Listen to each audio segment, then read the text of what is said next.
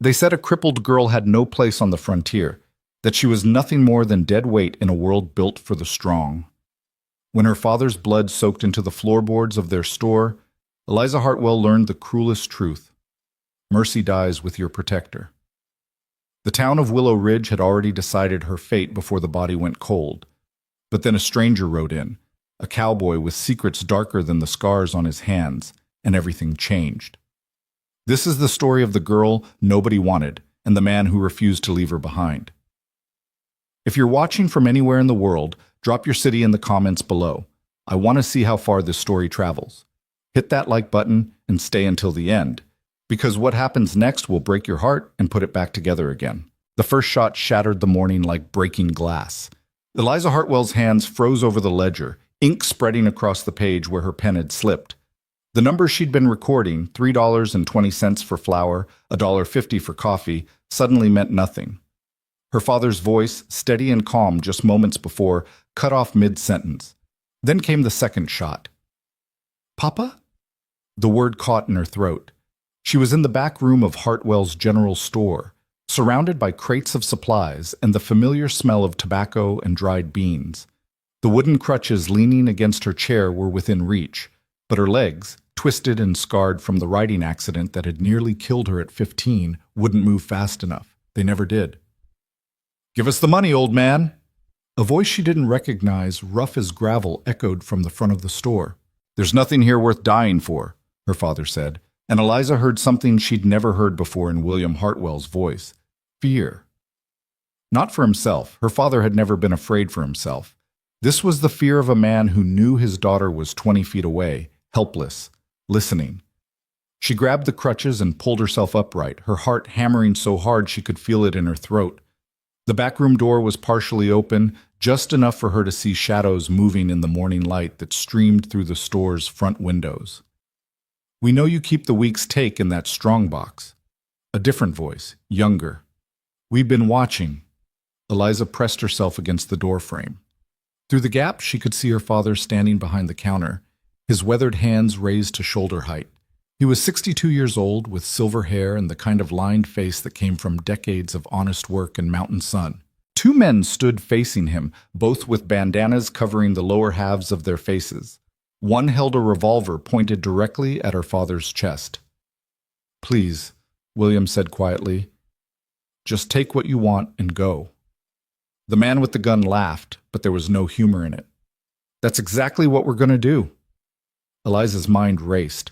The sheriff's office was 3 blocks away.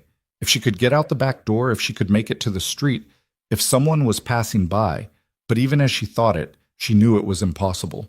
On her crutches, moving as quietly as possible, it would take her minutes to navigate the storage room, unlock the back door, and make it outside.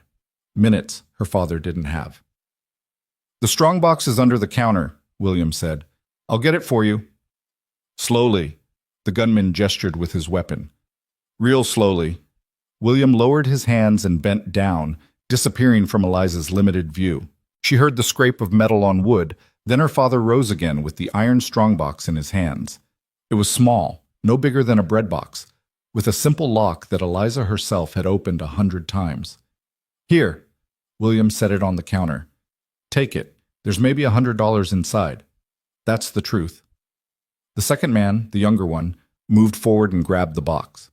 He pulled a knife from his belt and jammed it into the lock, twisting violently. The mechanism gave way with a crack. Inside were bills and coins, the accumulated earnings from a week of selling supplies to miners, ranchers, and townsfolk. $100 was a fortune to some, barely enough to matter to others. To the Hartwells, it represented survival, money for inventory, for the mortgage on the building, for food and medicine and all the small expenses that kept them alive in Willow Ridge. $100. The younger man's voice dripped with disgust. He looked up at William. "You think we're stupid? Where's the rest?" "That's all there is," William said. "I swear it." The gunman took a step closer. "You're lying." "I'm not. Business has been slow. The miners up at Silver Creek haven't been paid yet this month. When they get their wages, they'll come in and—" The gunshot was so loud in the enclosed space that Eliza screamed. Her father staggered backward, his hand going to his chest. Red bloomed across his shirt, spreading like spilled wine. He hit the shelf behind him and knocked over a display of canned goods. Tin cans clattered to the floor, rolling in every direction. "Papa!" Eliza shoved the door open and lurched into the main room, her crutches skidding on the wooden floor. Both outlaws spun toward her. For a frozen moment, they all stared at each other. The crippled girl in the doorway, the two killers caught in the act. She saw their eyes above the bandanas, saw the calculation happening there. "There's another one," the younger man said. William Hartwell, still on his feet despite the blood soaking his shirt, lurched toward the counter. "Run, Eliza! Run!" But running was the one thing Eliza Hartwell could not do. The gunman raised his weapon again, this time pointing it at her. She saw his finger tighten on the trigger, saw the moment when he decided she wasn't worth the bullet, and then he shifted his aim back to her father. "No!" Eliza threw herself forward, her crutch swinging wild. The second shot took William Hartwell in the throat. He went down hard, his body crumpling behind the counter like a puppet with cut strings. The sound he made, a wet, choking gurgle, would haunt Eliza for the rest of her life. The two outlaws grabbed the strongbox and ran. Eliza half fell, half crawled to her father's side. Blood was everywhere, hot and sticky, soaking into the sawdust that covered the floor. She pressed her hands to his chest, to his throat, anywhere she could reach, trying desperately to stop the bleeding. "Papa, hold on, please, I'll get help, But William Hartwell's eyes were already glazing over. His hand, slippery with blood, found hers and squeezed once, weakly. His lips moved, forming words she couldn't hear. "What? Papa, what?" Eliza leaned closer, her tears falling on his face. "Love. You." The words were barely a whisper, more breath than sound. Then he was gone. Eliza knelt there on the blood-soaked floor, holding her father's hand, and screamed until her voice gave out. By the time the sheriff and his deputies arrived, drawn by the gunshots and her cries, she had gone silent. She sat with her back against the counter, her useless legs stretched out in front of her, her father's body cradled in her lap. Sheriff Tom Briggs, a heavy-set man with tobacco-stained whiskers, took one look at the scene and cursed. "Who did this?" Eliza's voice came out flat, dead. "Two men, bandanas.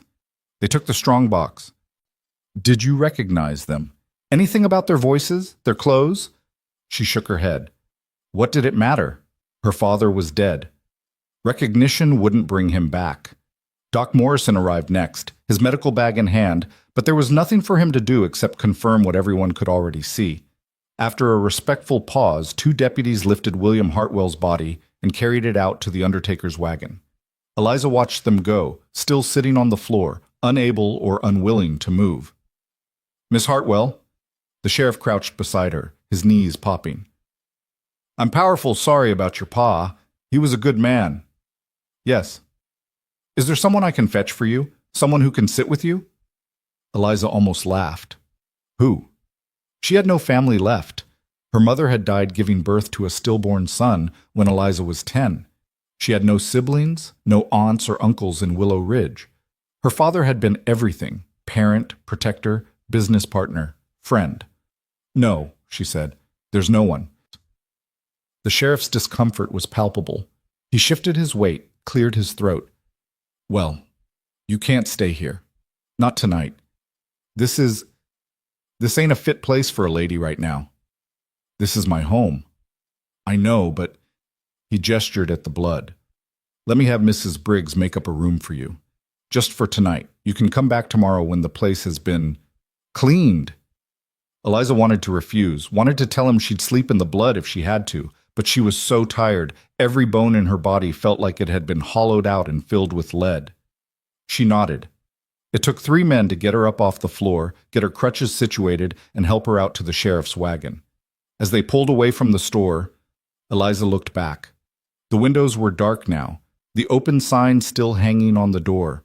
Her father's blood was seeping between the floorboards. Everything is gone, she thought. Everything. She had no idea how right she was. The funeral was held 2 days later on a gray morning that threatened rain. Half the town turned out, not because they'd been particularly close to William Hartwell, but because death on the frontier was a communal affair. Everyone would die eventually. The least you could do was show up when someone went ahead of you. Eliza sat in the front pew of the small church, her crutches leaning beside her. She wore her only black dress, let out at the seams by Mrs. Briggs to fit her now that she was 24 instead of 15, the last time she'd needed mourning clothes. Around her, the townspeople sang hymns and listened to Pastor Williams deliver platitudes about eternal rest and heavenly reward. She didn't hear any of it. What she heard were the whispers. They'd started the moment she arrived, soft and sibilant, like the hiss of snakes. Poor thing, what will she do now?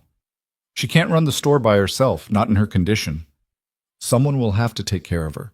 But who? She's got no family. Eliza kept her eyes fixed on the plain wooden coffin at the front of the church. Inside it, her father lay in his best suit, his hands folded across his chest. The undertaker had done a decent job cleaning him up, but Eliza couldn't unsee the blood, couldn't unfeel the weight of his body going limp in her arms. After the service, they processed to the cemetery on the hill overlooking town. The grave had been dug beside Eliza's mother's plot, a reunion in death, if you believed in such things. Eliza wasn't sure what she believed anymore. As the coffin was lowered into the earth, she heard more whispers. She'll have to sell the store, of course. Who'd buy it? Place is probably cursed now. The bank will foreclose, mark my words. When the last shovel of dirt had been thrown and the last prayer said, people began to drift away. A few offered their condolences to Eliza, quick, awkward words accompanied by even more awkward pats on the shoulder. Most simply avoided her eyes. Then Thomas Blackwood approached. Blackwood was one of Willow Ridge's town councilmen, a prosperous merchant who owned the competing general store on the other side of town. He was in his 50s, well-dressed, with the kind of smooth confidence that came from never having known real hardship. "Miss Hartwell," he said, removing his hat, "my deepest sympathies." "Thank you, Mr. Blackwood. I wonder if I might have a word with you about your situation." Eliza's hands tightened on her crutches. "What situation is that?" "Well," he glanced around as if checking to make sure others were listening. They were. "The matter of your father's store and your own circumstances." "My circumstances," Eliza repeated, her voice flat. "The council has been discussing it, and we believe it would be best, for everyone, you understand, if arrangements were made for your care. Proper arrangements." "I don't need arrangements. I have a home and a business." Blackwood's smile was practiced, patronizing. "Miss Hartwell, please be reasonable. You can't possibly run the store alone, and frankly, the property is valuable. Your father had debts. My father's debts are manageable. The store turns a profit. Perhaps it did when your father was alive to manage it. But now?" He shook his head, the very picture of concerned reasonableness. "A young woman, alone with your limitations. It's simply not practical. The council believes the best course of action would be to sell the property, settle the debts, and use the remaining funds to secure your placement at the state institution in Denver. They have excellent facilities there for people with special needs." The words hit her like a physical blow. An institution. They wanted to lock her away in some miserable building full of the sick and unwanted, out of sight and out of mind. "I don't have special needs, Mr. Blackwood. I have injured legs. My mind works perfectly well." "Of course. Of course. No one is suggesting otherwise. But you must see," he gestured at her crutches. "You can't take care of yourself. Not really. And there's no one here who can properly look after you. I've been taking care of myself for 9 years. I keep the books for the store. I manage inventory. You hobble around a shop while your father did the real work," Blackwood interrupted, his false kindness slipping. "Let's not pretend otherwise. You're a burden, Miss Hartwell, and now that your father is gone, that burden falls to the town. The council has a responsibility to handle this situation in the most practical manner." Other council members were gathering now. Mayor Walsh, Reverend Williams, and Samuel Gates, the banker. They formed a wall of respectability, of civic duty, of men who knew what was best. "The decision has been made," Mayor Walsh said. "We'll give you a week to gather your personal belongings. The store and property will be auctioned to settle debts. You'll be on the Denver stage 2 weeks from today." Eliza looked from one face to another, searching for any hint of compassion, any willingness to listen. She found nothing but determination and discomfort. They'd already decided. She was damaged goods, a problem to be solved, a burden to be removed. "You can't do this," she said, hating the tremor in her voice. "That's my home. My father built that business from nothing." "And now he's gone," Blackwood said bluntly. "You have to face reality, girl. The frontier is no place for cripples." The word hung in the air like a curse. Several of the townspeople who'd been lingering nearby looked away, embarrassed but not disagreeing. This was how it was, their silence said. This was how it had to be. Eliza felt something break inside her chest, not her heart, that had already shattered when her father died. This was something deeper, some last fragile hope that the world might be fair, that people might be kind, that her life might be worth something despite her broken body. "I won't go," she whispered. "You don't have a choice," Mayor Walsh said, not unkindly. "We'll make this as easy on you as we can, but the decision is final." They left her there, standing beside her father's fresh grave, with her crutches sinking slowly into the soft earth. The few remaining townspeople drifted away, their duty done, their consciences clear. She was alone. The first drops of rain began to fall. Eliza spent that night in the room above the store, surrounded by her father's things. His coat still hung on the hook by the door. His tobacco pouch sat on the table, half full. The imprint of his head was still visible on his pillow. She didn't sleep. Instead, she sat by the window and watched the rain turn the street into a river of mud. In 2 weeks, she'd be gone from this place. In 2 weeks, everything her father had built would belong to someone else. In 2 weeks, she'd be locked away in an institution, treated like a child or an invalid, forgotten. No. The thought came from somewhere deep and fierce inside her. No. She wouldn't accept this. She couldn't. But what choice did she have? The council controlled everything. They could evict her, sell the property, ship her off to Denver. She had no legal standing, no money beyond what was in the store's accounts, no family to speak for her. She was exactly what Blackwood had called her, a burden. The rain fell harder. Eliza pressed her forehead against the cool glass and closed her eyes. "I don't know what to do, Papa," she whispered. "Tell me what to do." But her father was gone, and the dead offered no counsel. Morning came gray and cold. Eliza woke slumped in the chair by the window, her neck stiff and her legs aching. The rain had stopped, leaving the world washed clean and dripping. She made herself get up, get dressed, go through the motions of living.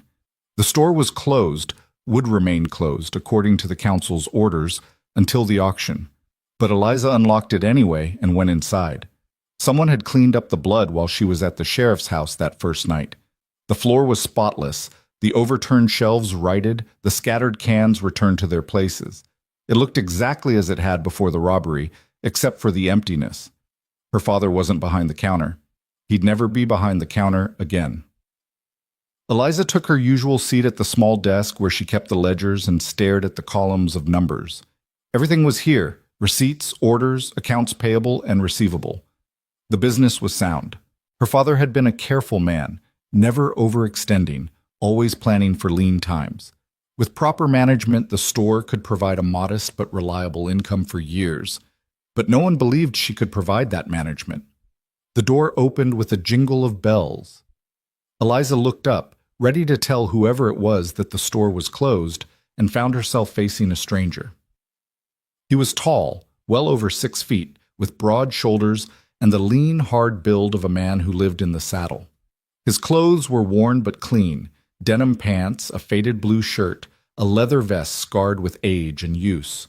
A gun hung low on his hip, tied down like he knew how to use it.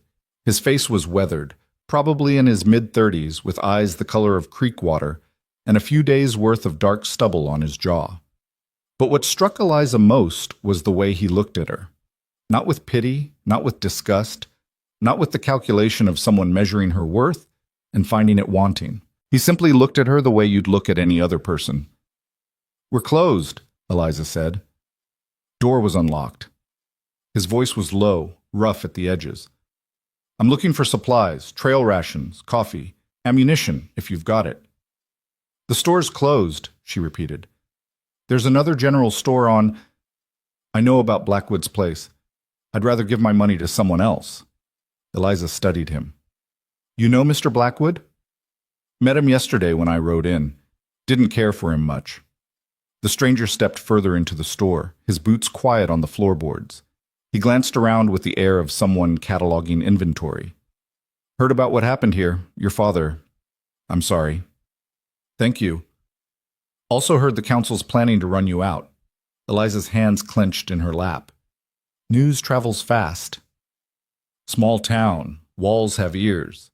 He picked up a can of peaches, examined it, set it back precisely where it had been. Seems to me a woman who can keep books and manage inventory can run a store just fine. Legs don't have much to do with it. Something in Eliza's chest loosened, just a fraction. You'd think that. The council disagrees. The council sounds like a pack of fools. Despite everything, Eliza felt the corner of her mouth twitch, almost a smile. Are you always this blunt with strangers? Generally, yes. He turned to face her fully. Name's Caleb Rowe. I'm a drover, mostly. Move cattle up from Texas to the railheads, sometimes work as a ranch hand or trail guide. I've been on the trail for 3 months, and I'm low on supplies. If you'll sell to me, I'll buy. If not, I'll move on. There was something almost hypnotic about his directness. No pretense, no games, just plain speaking. Eliza found herself wanting to trust him, which was dangerous. She'd learned the hard way that trust was a luxury she couldn't afford. Why do you care about giving your money to me instead of Blackwood? Caleb shrugged. Like I said, didn't care for him. Plus, I've got a stubborn streak. When I see someone getting pushed around for no good reason, it rubs me wrong. You don't even know me. Don't have to. I know injustice when I see it. He paused. Look, I'm not asking for charity, and I'm not offering any. Just commerce. You've got what I need, I've got money. Simple as that. Eliza considered. The council had told her to keep the store closed, but they didn't own it yet. Not for another 2 weeks. Until then, it was still hers, still her father's legacy. Why shouldn't she sell to whoever walked through the door? All right, she said. Tell me what you need. They spent the next 20 minutes assembling supplies. Caleb proved to be a knowledgeable buyer, selecting items with care, asking intelligent questions about quality and price. He moved through the store with an easy competence, reaching high shelves without being asked, gathering items into a neat pile on the counter. Eliza tallied everything in the ledger, her pen scratching across paper. When she announced the total, $12.30, Caleb counted out coins without hesitation. You're good at this, he said as she recorded the transaction. I've been doing it since I was 15. The accident. It wasn't a question. Eliza's pen paused. Most people never mentioned it directly, preferring to dance around the subject with euphemisms and averted eyes. How did you know? You move like someone who used to move different, someone who remembers what it was like before. He gathered his purchases. I've seen men after the war with the same look. Bodies changed, but minds remembering. It was perhaps the most accurate description Eliza had ever heard. She did remember. Every single day she remembered running through fields, riding horses, dancing at the harvest festival, and every single day she felt the phantom echo of those movements, forever out of reach. You're observant, she said quietly. Pays to be. Caleb hefted his supplies. I appreciate the business, Miss Hartwell. I expect I'll be in town a few more days. Mind if I come back if I need anything else? The store will probably be closed. The council doesn't own it yet. He met her eyes. Until they do, seems to me you've got every right to run your business as you see fit. With that, he touched the brim of his hat and walked out. Eliza sat alone in the empty store, staring at the $12.30 on the counter. It wasn't much. It wouldn't save her. But it was something, a small act of rebellion, a tiny assertion of her right to exist in this space. She opened the ledger and made a note in her neat, precise handwriting. Sale to C. Rowe, $12.30, paid in full. Then she underlined it twice. For the next 3 days, Eliza continued to open the store. Not all day, she didn't have the energy for that, but for a few hours each morning. A handful of customers trickled in, Mostly people who'd known her father and felt some loyalty to his memory. She sold flour and sugar, nails and rope, coffee and tobacco. The amounts were small, but they added up. On the fourth day, Thomas Blackwood arrived. He barged through the door without knocking, his face red with anger. "What do you think you're doing?"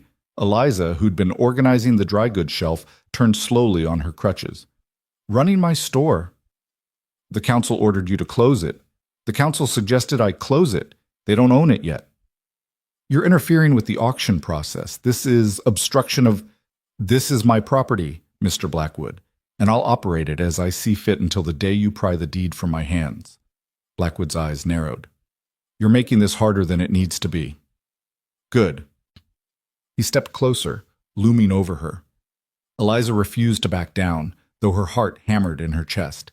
This was a powerful man, a man used to getting his way, a man who saw her as nothing more than an obstacle. "Listen to me, girl," he said, his voice low and dangerous. "You're going to Denver whether you like it or not. The only question is whether you go quietly or whether we have to drag you onto that stage. Keep pushing, and I'll make sure it's the latter." "You'd manhandle a crippled woman in front of the whole town?" Eliza kept her voice steady, though inside she was shaking. "That would look wonderful for your reputation, Mr. Blackwood." His hand twitched, and for a moment she thought he might actually strike her. But then footsteps sounded on the boardwalk outside, and Blackwood took a deliberate step back. Caleb Rowe walked in. He took in the scene, Blackwood standing over Eliza, her white-knuckled grip on her crutches, the tension crackling in the air, and his expression went very still. "There a problem here?" he asked mildly. "This is none of your concern, Drifter," Blackwood snapped. "Seems like it might be, seeing as how I'm a customer."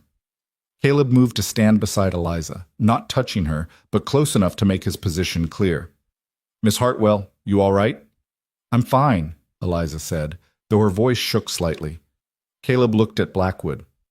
"Then maybe you should leave. Store's open for business, not for harassment." "You don't know what you're interfering with." "Don't much care either." The two men stared at each other.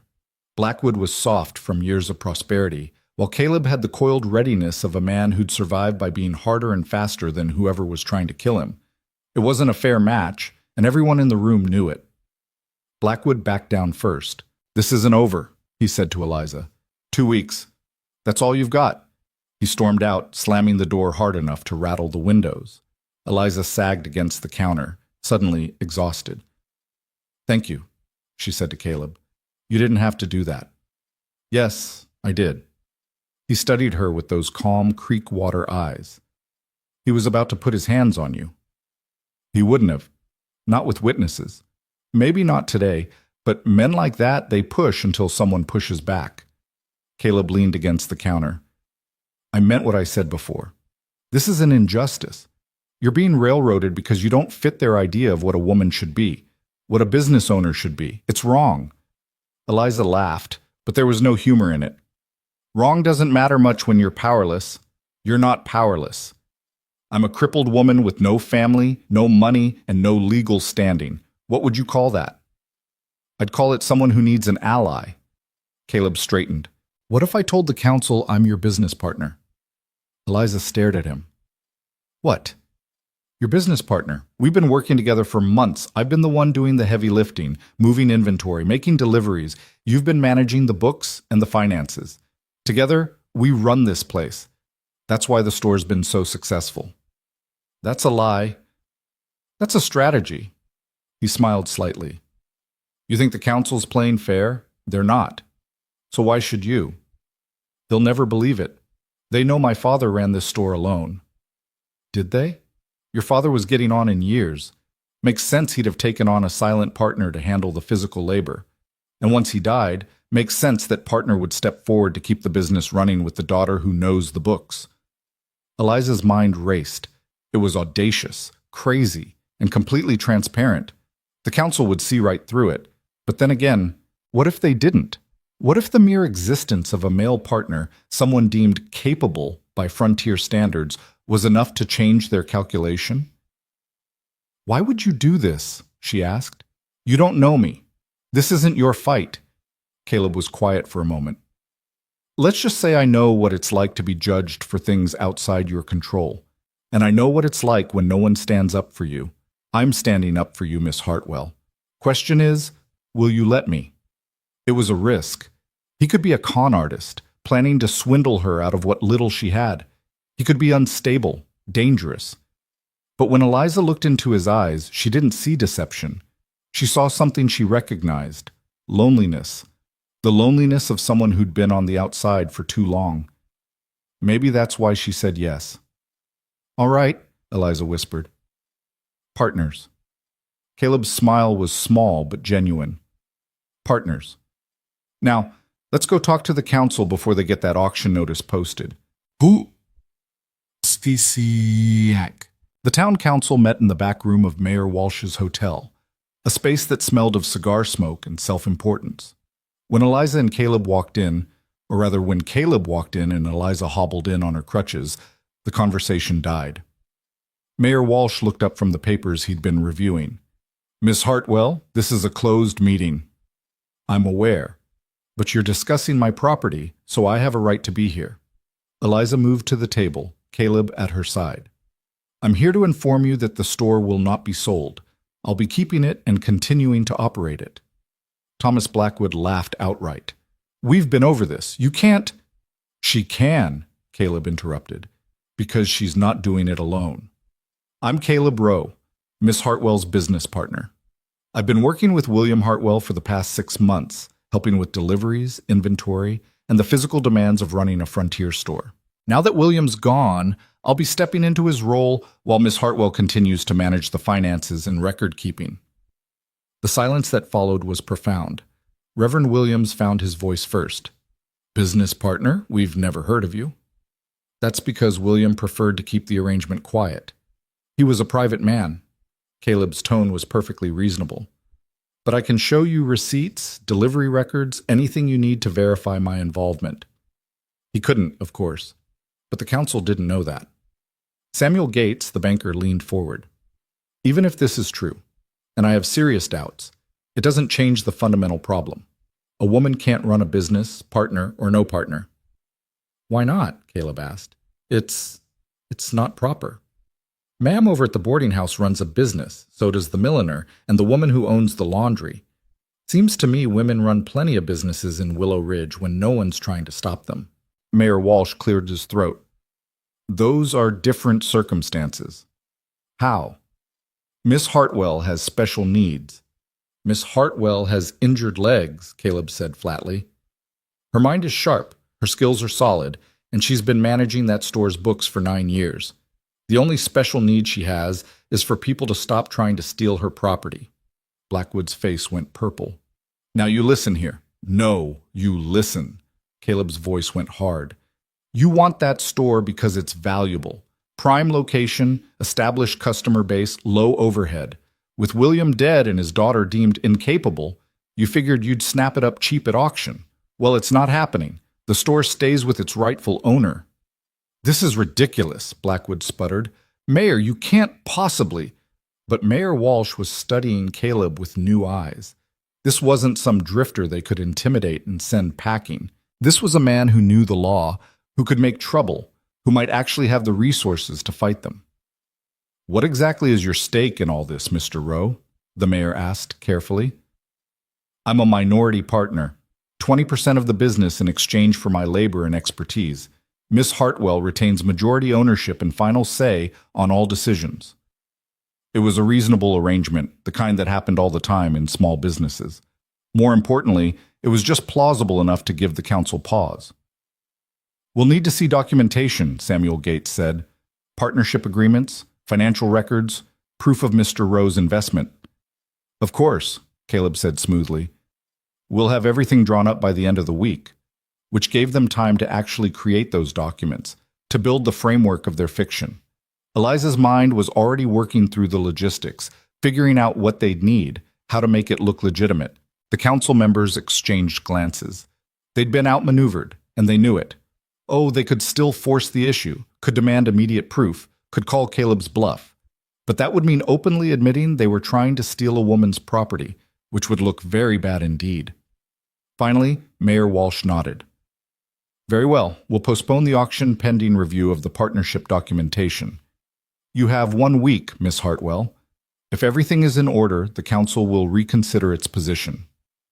It wasn't a victory, but it was a reprieve. As they left the hotel, Eliza realized she was shaking. Not from fear, from exhilaration. For the first time since her father died, she felt something other than helpless grief. She felt like she might actually have a chance. "Thank you," she said to Caleb as they stood on the boardwalk. "I don't know how I'll ever repay you for this." "You already did," Caleb said. "You trusted me. That's payment enough." He tipped his hat and walked away, leaving Eliza standing in the afternoon sun with her crutches and her hope, and the first real smile she'd managed in a week. She didn't notice Thomas Blackwood watching from the hotel window, his expression dark with fury. And she didn't know that in 1 week's time, everything would change again. But for now, in this moment, she was still fighting, and that was enough. The week that followed was the hardest work Eliza had ever done, and she'd spent 9 years learning to do everything twice as hard as anyone else. She and Caleb met every morning before dawn in the store's back room, surrounded by ledgers, receipts, and blank partnership agreements Caleb had purchased from the town clerk. The documents had to look authentic, which meant building a paper trail that stretched back 6 months, falsifying delivery records, creating payment receipts, forging her father's signature on documents that had never existed. Eliza's hands cramped from writing, her conscience from lying. But every time doubt crept in, she remembered Thomas Blackwood's face, the council's casual dismissal of her humanity, and she kept writing. "This one needs to be dated March 15th, Caleb said, studying a supply ledger. "Make it for 200 pounds of grain. I supposedly hauled it from the mill." Eliza dipped her pen in ink. "You know this is fraud. You know what they're doing is theft. Sometimes you fight fire with fire." He glanced at her. "You having second thoughts?" "Every minute." She began writing, her penmanship perfect despite her exhaustion. "But I'm doing it anyway." Caleb smiled slightly. "That's courage, Miss Hartwell. Real courage isn't the absence of fear. It's being terrified and doing the thing anyway. Where'd you learn that? Some cowboy philosophy?" "The war." His smile faded. "I was 17 when I enlisted. Spent 3 years being scared out of my mind and pretending I wasn't. Lost a lot of friends who couldn't keep pretending." It was the most personal thing he'd shared since they'd met. Eliza looked up from her work, studying his face in the lamplight. He was staring at nothing, lost in memories she couldn't see. "Which side?" she asked quietly. "Does it matter anymore? We all lost." He shook himself like a dog shedding water. "Come on, we've got 20 more documents to forge before sunrise." They worked in silence after that, the scratch of pen on paper the only sound. Outside, Willow Ridge slept, unaware that in the back room of Hartwell's general store, 2 desperate people were building a fortress of lies to protect a simple truth, that a woman's worth shouldn't be measured by the straightness of her spine. By the 4th day, they had everything they needed. Partnership agreement signed and dated. Financial records showing Caleb's investment of $500, money he didn't have but claimed to have earned from cattle drives. Letters of reference from ranchers in Texas who'd never heard of him. It was a masterpiece of deception, thorough enough to withstand casual scrutiny, fragile enough to crumble under serious investigation. "Think it'll work?" Eliza asked as they organized the final stack of papers. Caleb shrugged. "Depends on how hard they look. If they really want to bury you, they'll find holes. But if they're just looking for an excuse to back down without losing face, this gives them one. And if they find the holes, then we're both in trouble. Fraud, forgery, conspiracy to defraud the town council. Could mean jail time." He met her eyes. "I'm willing to take that risk. Question is, are you?" Eliza thought about the institution in Denver, about spending the rest of her life in a room full of people society had discarded, treated like a child, denied agency over her own existence. She thought about her father's blood soaking into the floorboards, about his final words, about the promise she'd made to herself standing over his grave. "Yes," she said, "I'm willing." "Good." Caleb gathered the documents into a leather portfolio. "Then let's go give the council something to chew on." But as they headed for the door, Eliza noticed something she'd missed before. Caleb's gun belt, usually worn loose and easy, was cinched tight. His coat was unbuttoned despite the morning chill, giving him quick access to the weapon on his hip. His eyes kept flicking to the windows, the door, the shadows. "What's wrong?" she asked. "Probably nothing." "You're a terrible liar, Mr. Rowe. What's wrong?" He hesitated, then sighed. "I saw someone yesterday. Man I knew from before. He didn't see me, or at least I don't think he did. But if he's in town, others might be too." "Others who want to hurt you?" "Others who want me dead, more specifically." Caleb's tone was matter-of-fact, like he was discussing the weather. "I told you I'm a drover." "That's true. But it's not the whole truth. I've got history, Miss Hartwell. Bad history. And history has a way of catching up." Eliza's stomach clenched. "Should I be worried?" "Not yet. Maybe not ever. I'm probably being paranoid." But his hand rested on his gun as he scanned the empty street. "Come on, let's get this over with." They walked to the mayor's hotel in silence, Eliza's crutches tapping a steady rhythm on the boardwalk, Caleb's boots silent beside her. The morning was cold and clear, the kind of day that promised warmth later but bit with frost now. A few early risers were out, the baker carrying loaves to his shop, a rancher loading supplies into his wagon. But most of Willow Ridge still slept. The council was waiting in the same back room, the same men in the same chairs, like actors performing the same play. But there was a new tension in the air now, a wariness that hadn't been there before. Mayor Walsh gestured to two empty chairs. "Please, sit." Eliza lowered herself into one, balancing her crutches against the table.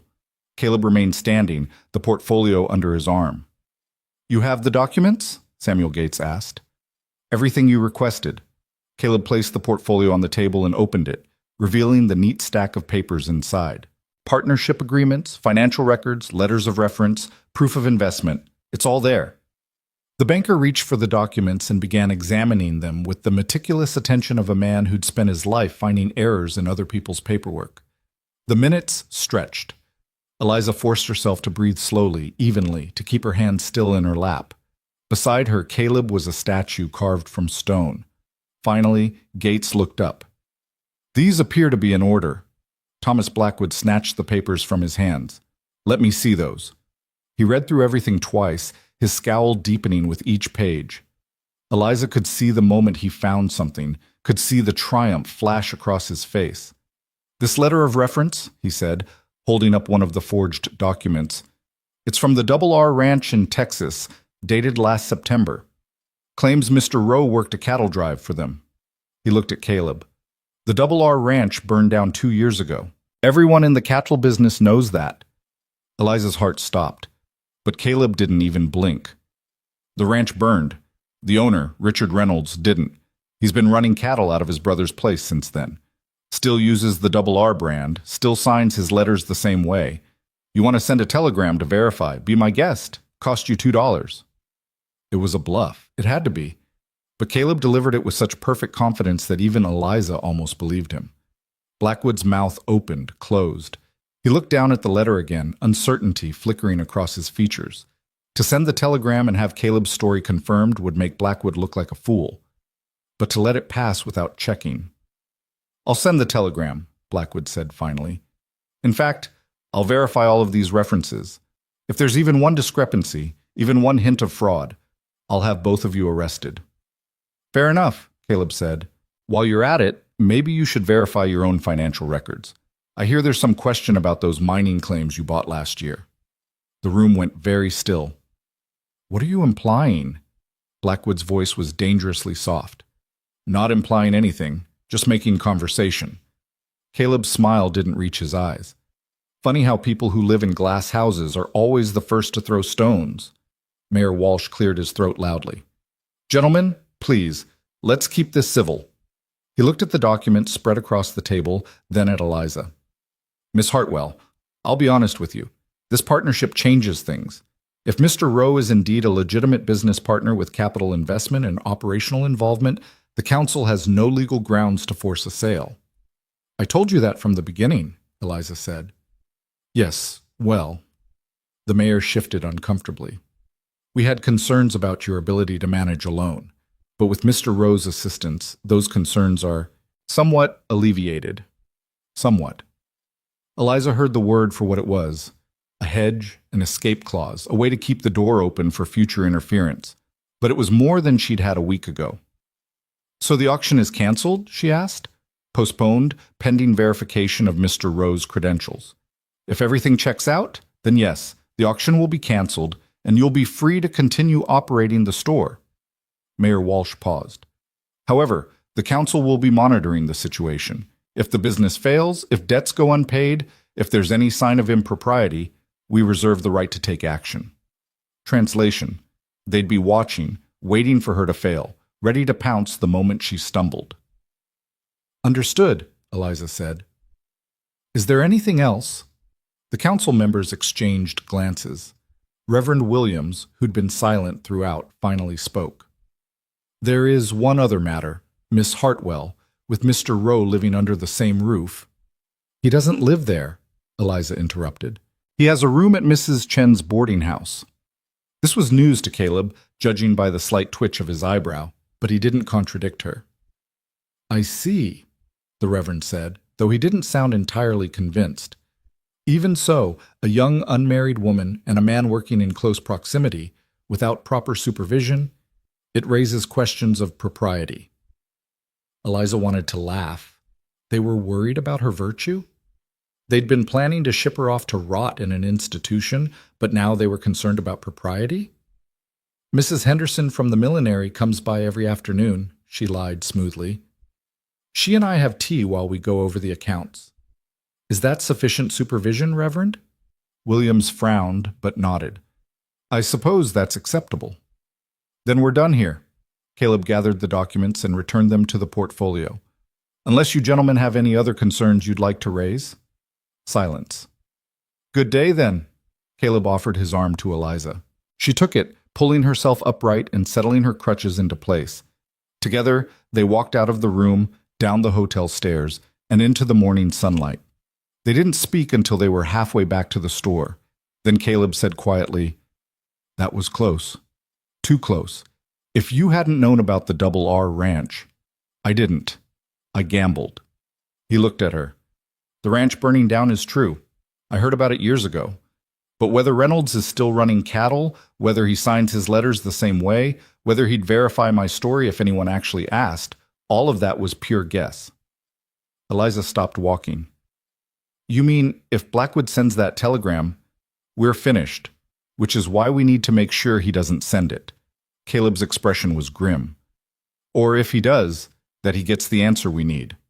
How do we do that?" "I have an idea. Not a good one, but it's what we've got." He glanced around, checking for eavesdroppers, then leaned closer. "I need to leave town for a few days. There's a telegraph office in Copper Springs, about 30 miles south. If I ride hard, I can make it there and back in 3 days." "What are you going to do in Copper Springs?" "Send a telegram to myself, from Richard Reynolds, verifying my employment." Caleb's smile was humorless. "Then I'm going to bribe the telegraph operator to remember it if anyone asks." "That's fraud?" "Yes. Add it to the list." He straightened. "Can you hold things down here while I'm gone?" Eliza thought about the store, about the townspeople who'd started trickling back in since word of the partnership spread, about Thomas Blackwood's watchful eyes and the council's barely concealed hostility. "I don't have a choice, do I?" "There's always a choice. You could walk away right now, get on that stage to Denver, let the council win. That's a choice." His voice softened. "But I don't think it's your choice, not anymore." He was right. Somewhere in the past week, Eliza had stopped being the helpless victim of circumstance and become something else. A fighter. A liar. A criminal, technically. But also someone who refused to let the world decide her worth. "Go," she said. "I'll manage. Keep the doors locked at night. Don't let anyone in you don't trust." Caleb hesitated, then pulled his gun from its holster and held it out to her. "Take this." Eliza stared at the weapon. "I don't know how to use it." "Point it at whatever you want dead and pull the trigger. That's the basics." When she didn't take it, he added, "Please, I'll feel better knowing you have it." Reluctantly, Eliza accepted the gun. It was heavier than she'd expected, cold and solid in her hand. The weight of it made everything feel suddenly, terrifyingly real. "I'll be back in 3 days," Caleb said. 4 at the most. If I'm not back by then, don't say that. If I'm not back, go to the sheriff. Tell him everything. The forgeries, the fraud, all of it. Better to face charges than to face what might be coming if things go wrong. What might be coming? Eliza gripped his arm. Caleb, what aren't you telling me? Nothing you need to worry about yet. He gently removed her hand from his sleeve. Just be careful. Trust your instincts. And if anything feels wrong, anything at all, get somewhere safe. Before she could ask more questions, he was gone, striding toward the livery stable where he'd boarded his horse. Eliza watched him go, the gun heavy in her hand, and felt the first real stirrings of fear. What had she gotten herself into? The next 2 days passed in a strange, suspended tension. Eliza opened the store each morning and closed it each evening, serving customers who pretended not to stare at her, who whispered when they thought she couldn't hear. She kept the ledgers, organized inventory, and tried not to think about Caleb riding hard toward Copper Springs on an errand of fraud and deception. Mrs. Henderson did not, in fact, come by for tea, but Mrs. Chen from the boarding house did, bringing soup and bread and curious questions about Mr. Rowe. He's a good man, the elderly Chinese woman said, settling into the chair across from Eliza's desk. Quiet, pays his rent on time, but troubled, yes? I see it in his eyes. We're all troubled, Mrs. Chen. Some more than others. The old woman's gaze was sharp despite her age. You be careful with that one, Miss Eliza. He has the look of a man running from something. Or toward something, Eliza murmured. Same thing, sometimes. Mrs. Chen patted her hand. But he stood up for you. That counts for much. Just keep your eyes open. That night, Eliza locked the store's doors and windows, checked them twice, then carried Caleb's gun upstairs to her room. She set it on the nightstand within easy reach and lay in bed staring at the ceiling, listening to every creak and groan of the old building. Sleep came in fits and starts, punctuated by dreams of her father's blood and shadowy figures at the window. On the morning of the third day, Thomas Blackwood came calling. Eliza was opening the store, struggling with the heavy shutters that covered the windows, when his carriage pulled up outside. He climbed down, impeccably dressed as always, and crossed the boardwalk with the confidence of a man who owned everything he surveyed. Miss Hartwell. Working alone, I see. Mr. Rowe is away on business. Eliza kept her voice level. Was there something you needed?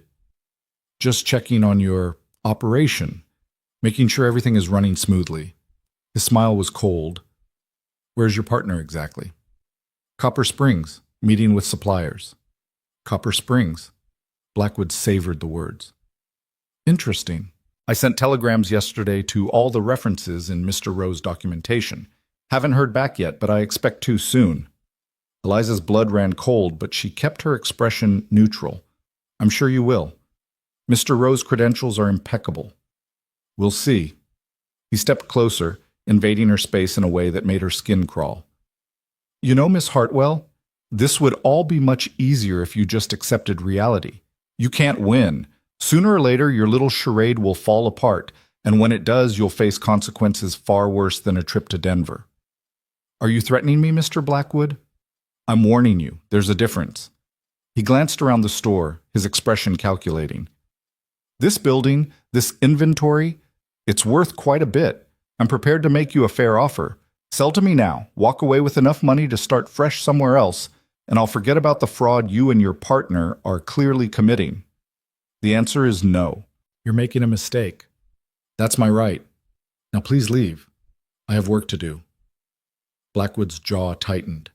For a moment, Eliza thought he might actually lose his temper, might drop the pretense of civility and show her who he really was, but then he smiled again, that cold, calculated smile. Very well. But don't say I didn't give you a chance. He tipped his hat mockingly. Good day, Miss Hartwell. I'll be in touch when the telegrams arrive. He left, and Eliza stood in the doorway watching his carriage disappear down the street. Her hands were shaking. She pressed them flat against the doorframe and concentrated on breathing. Caleb had been gone 3 days.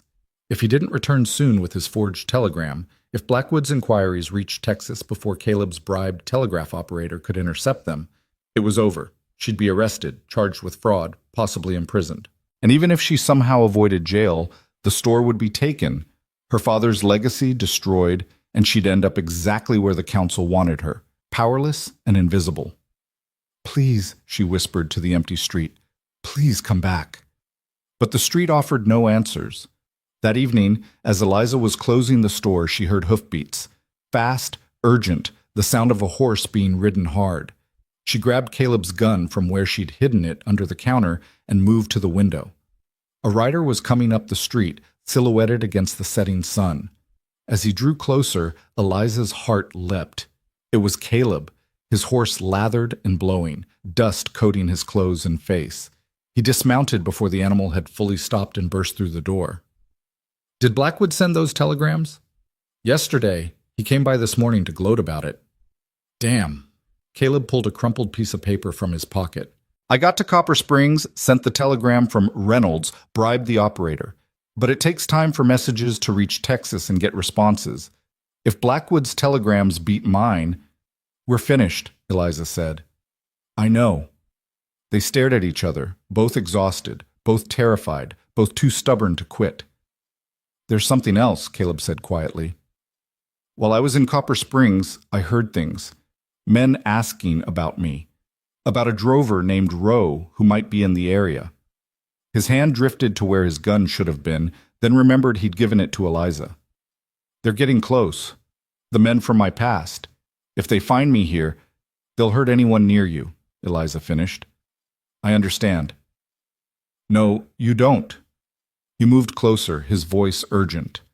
"These aren't outlaws looking for a payday. They're killers, Eliza. Men I rode with, men I betrayed. They want me dead, and they won't care who gets caught in the crossfire." It was the first time he'd used her given name. The intimacy of it, here in the failing light with danger closing in from all sides, made her throat tight. "Then leave," she said. "Go now before they find you. I'll handle things here." "You'll be arrested the moment those telegrams come back wrong." "Maybe. Maybe not. Maybe I can convince them it was all you're doing, that you conned me." She smiled without humor. "It's not that far from the truth. I'm not leaving you to face this alone. You don't have a choice. Your past is catching up. You said so yourself. Better you disappear before it gets here." Eliza held out his gun. "Take it. You'll need it more than I will." Caleb didn't move. "If I leave, Blackwood wins. The council wins. They take everything. If you stay, you die, and probably get me killed too." She thrust the gun toward him again. "Please, I've already lost my father. I can't watch someone else die because of me." "This isn't because of you, isn't it? If you hadn't stopped to help a crippled girl, you'd be long gone by now, safe." "I'd be alone," Caleb said quietly. "I've been alone for 5 years, Eliza. Running, hiding, never staying anywhere long enough to matter. You gave me something I forgot I could have, a purpose, a reason to stand still." Tears burned in Eliza's eyes. "Don't say things like that." "Why not? It's the truth." He reached out and gently took the gun from her hand, but instead of holstering it, he set it on the counter between them. "I'm not leaving. We started this together. We'll finish it together, whatever comes." "That's insane." "Probably." His smile was crooked, tired, real. "But I've done a lot of insane things in my life. This is the first one that feels right." Outside, the sun slipped below the horizon, painting the sky blood red. In the gathering darkness, Eliza and Caleb stood on opposite sides of the counter, two people bound together by lies and desperation and something else, something fragile and new and terrifying. "All right," Eliza whispered. "Together. Together." Neither of them saw the figure watching from across the street, a man with hard eyes and a scarred face, his hand resting on the gun at his hip. Neither of them knew that the next morning would bring more than just Blackwood's telegrams. It would bring reckoning. But for now, in this moment, they had each other. And in a world that had taken so much, that was almost enough to feel like hope. The man with the scarred face walked into Hartwell's general store at 10 o'clock the next morning, just as Eliza was helping Mrs. Patterson select fabric for a new dress. He didn't announce himself, didn't make a sound, but Eliza felt his presence the way you feel a storm building on the horizon. She looked up from the bolt of calico and went very still. He was tall and rangy, somewhere in his 40s, with a face that looked like it had been put through a meat grinder and reassembled wrong. A thick scar ran from his left eyebrow down to his jaw, pulling his mouth into a permanent sneer. His clothes were trail-worn, but his boots were expensive, and the gun on his hip had the oiled shine of a tool used often and maintained well. "Help you?" Eliza kept her voice steady, though her heart was hammering. The man's eyes swept over her, lingering on her crutches with neither pity nor disgust, just cold assessment. Then he smiled, and it was worse than if he'd scowled. "Looking for someone. Man named Caleb Rowe. Heard he might be around these parts." Mrs. Patterson made a small, frightened sound and clutched her fabric closer. The scarred man glanced at her, and whatever she saw in his face made her drop the calico and hurry out of the store without another word. "Don't know anyone by that name," Eliza lied. "That's so." The man moved deeper into the store, his movements casual but purposeful, like a wolf circling prey. "Funny, telegraph operator in Copper Springs said a man matching Caleb's description came through 3 days ago. Paid good money to send a telegram and keep quiet about it. Only problem is Jake, that's the operator, he talks when he drinks, and I bought him a lot of drinks." Eliza's blood turned to ice. If this man knew about Copper Springs, knew about the telegram, then he knew everything. Their careful fraud, their desperate gamble, all of it was about to come crashing down. "I run a store," she said carefully. "Lots of people come through, can't remember everyone." "You'd remember Caleb. He's memorable." The scarred man picked up a can of peaches, examined it, set it back. "Used to ride with my crew 5 years back. Good with a gun, better with horses. Smart enough to know when to keep his head down." The smile faded. "Until he wasn't." "I'm sorry, but I really can't help you." "See, I think you can." He moved to the counter, placed both hands flat on the surface, leaned forward. "I think Caleb's been here. I think maybe he's still here, and I think you know exactly where to find him. You need to leave." Eliza reached under the counter where she'd hidden Caleb's gun that morning, her fingers closing around the grip. "Now." The scarred man saw the movement and laughed. "You gonna shoot me, girl? With those shaky hands and them crippled legs? You ever even fired a gun before?" "Get out of my store." "Or what? You'll shoot me in front of half the town?" He gestured to the window where faces were already gathering, drawn by the confrontation.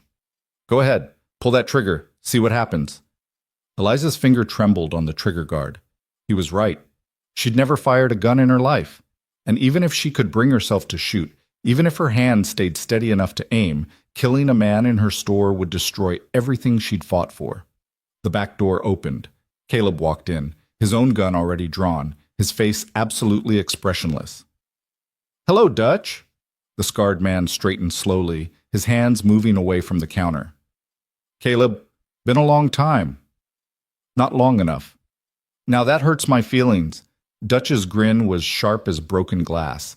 "After all we've been through together, all them jobs we pulled, all them miles we rode, that's how you greet an old friend?" "We're not friends. We never were." Caleb moved to stand between Dutch and Eliza, his gun steady. "How'd you find me?" "Same way I always find people. Asked questions, followed leads, paid the right folks." Dutch's eyes flicked to Eliza. "Heard you got yourself a partner now, business partner. That true?" "None of your concern." "Oh, but it is. See, you owe me, Caleb. You owe all of us, and we've come to collect." "I don't owe you anything. You rode away with our money, $20,000 from that bank job in Amarillo. That makes you a thief." Dutch's voice went hard. "We don't take kindly to thieves." Eliza's mind reeled. $20,000. A bank robbery. Caleb hadn't just been an outlaw. He'd been part of a gang, and he'd stolen from them. The man she'd trusted, the man she'd built a partnership with, was a criminal and a traitor. "I didn't take your money," Caleb said. "I left before that job. You know that." "You left the night before." "Convenient timing, don't you think? Next morning, the bank vault's empty, and so are you. What am I supposed to think?" "Think what you want. I'm not the one who robbed that bank." "Then where were you? Where'd you go?" Dutch took a step forward. Caleb's gun rose slightly in warning, and Dutch stopped. You disappeared, fell off the face of the earth. Man does that, it's because he's got something to hide. I left because I was done. Done with the killing, done with the running, done with men like you. Caleb's voice was quiet, but absolute. I walked away to save whatever was left of my soul, and I didn't take a damn thing that wasn't mine. Prove it. I don't have to prove anything to you. They stared at each other, two men with guns and history and hatred between them. The store was silent except for the ticking of the clock on the wall and Eliza's ragged breathing. Finally, Dutch smiled again. Well, guess we're at an impasse then. You say you didn't take the money, I say you did. Only one way to settle it that I can see. You want to draw on me, Dutch, right here, right now. Caleb's voice was calm, almost bored. I'm faster than I used to be, and you were never that fast to begin with. Maybe not, but I didn't come alone. Dutch glanced toward the window. Got 3 boys waiting outside. You might take me, Caleb. Might even take 2 of them, but you won't take all 4. And when you're dead, well, his eyes slid to Eliza. Hate for innocent folks to get caught in the crossfire. It was a threat, clear and simple. Surrender or watch everyone around you die. Leave her out of this, Caleb said. Can't do that. She's involved now. You made her involved the minute you walked into her life. Dutch spread his hands in mock apology. But I'm a reasonable man. Come with us, peaceful-like. We'll ride out of town, have ourselves a conversation about that missing money. If you can convince me you didn't take it, maybe we let you go. Maybe. And if I can't convince you, then you die slow instead of fast. Your choice. Eliza found her voice, though it came out hoarse. Don't go with him, Caleb. He's lying. He'll kill you either way. Smart girl, Dutch said approvingly. Pretty, too. Even with them bad legs. Shame about the accident. What happened? Fall off a horse? Don't talk to her. Caleb's gun hand tightened. Don't even look at her. Touchy, touchy, Dutch tisked. You gone soft on me, Caleb? Catching feelings for the cripple girl? That ain't like you. You used to be ice cold, all business. Now look at you playing house and pretending to be respectable. Last warning, Dutch. Leave. Now. Or you'll what? Shoot me in front of all these witnesses? Dutch gestured to the window again, where the crowd had grown. Eliza could see faces she recognized. Mrs. Chen, the baker, Sheriff Briggs pushing his way through. Go ahead. Pull that trigger. Give these good people something to talk about at Sunday supper.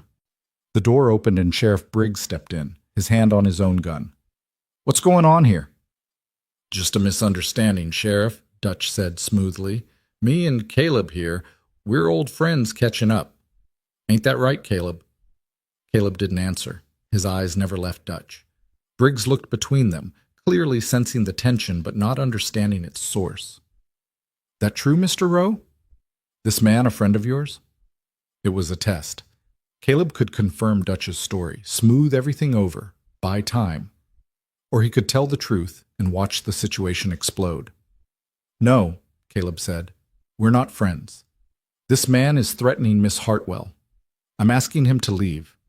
Dutch's smile disappeared. That's a lie, Sheriff. I came in here looking to buy supplies, and this man pulled a gun on me for no reason. That's assault, maybe attempted murder. Is that true, Miss Hartwell? Briggs asked. Eliza's mind raced. If she backed Caleb's story, she'd be accusing Dutch of threatening her, which would require an investigation, statements, possibly a trial. But if she backed Dutch's version, Caleb would be arrested, and Dutch would be free to, what? Kill him in his cell? Or wait until he was released and finish the job then? He's lying, she said, her voice stronger now. This man came in here asking about Caleb. When I said I didn't know anything, he threatened me. That's when Caleb came in. Threatening a lady? Briggs's hand tightened on his gun. That's a serious accusation, ma'am. It's also a serious lie, Dutch said. Check my gun, Sheriff. Still holstered. Haven't drawn it once. How's that a threat? You don't need a gun to threaten someone, Eliza shot back. You implied that if I didn't tell you where to find Caleb, something bad would happen. That's a threat. Briggs looked torn.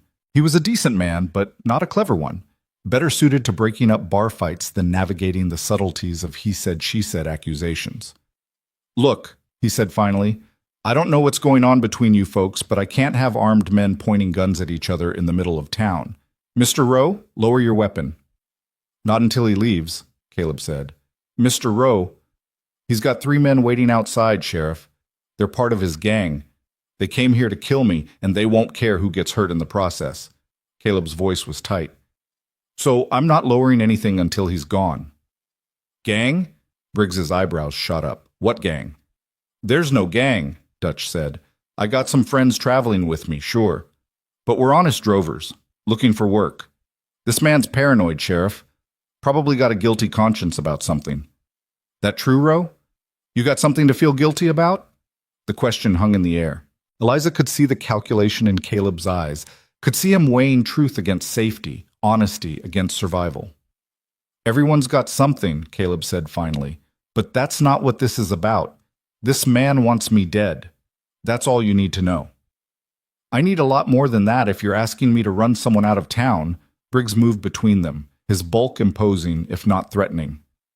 Both of you, put the guns away, now. We're going to walk over to my office, have a civilized conversation, and sort this out. Can't do that, Sheriff, Caleb said. That's not a request. I leave this store, I'm dead.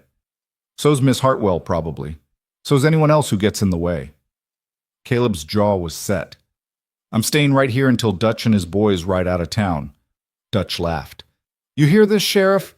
Man's holding you hostage in a general store over some imaginary threat. That's insane behavior. Dangerous behavior. You gonna let him get away with it? Briggs's face was turning red. He was a man who valued order, who believed in rules and procedures, and this situation was rapidly spinning beyond his control. Mr. Rowe, I'm giving you to the count of 3 to lower that weapon. If you don't, I'll have to arrest you for refusing a lawful order. 1. Sheriff, please, Eliza said desperately. This man is lying. He's... 2. Caleb looked at her, and in his eyes, Eliza saw apology, resignation, and something that looked like goodbye. I'm sorry, he said quietly, for getting you mixed up in all this. You deserved better. Don't, Eliza whispered. Don't you dare give up. 3. Caleb lowered his gun. Dutch moved like a striking snake. His hand flashed to his holster, drawing his weapon in one smooth motion, and fired. The bullet caught Caleb in the shoulder, spinning him sideways. He crashed into a shelf, scattering cans and supplies across the floor. His gun flew from his hand and skittered across the boards.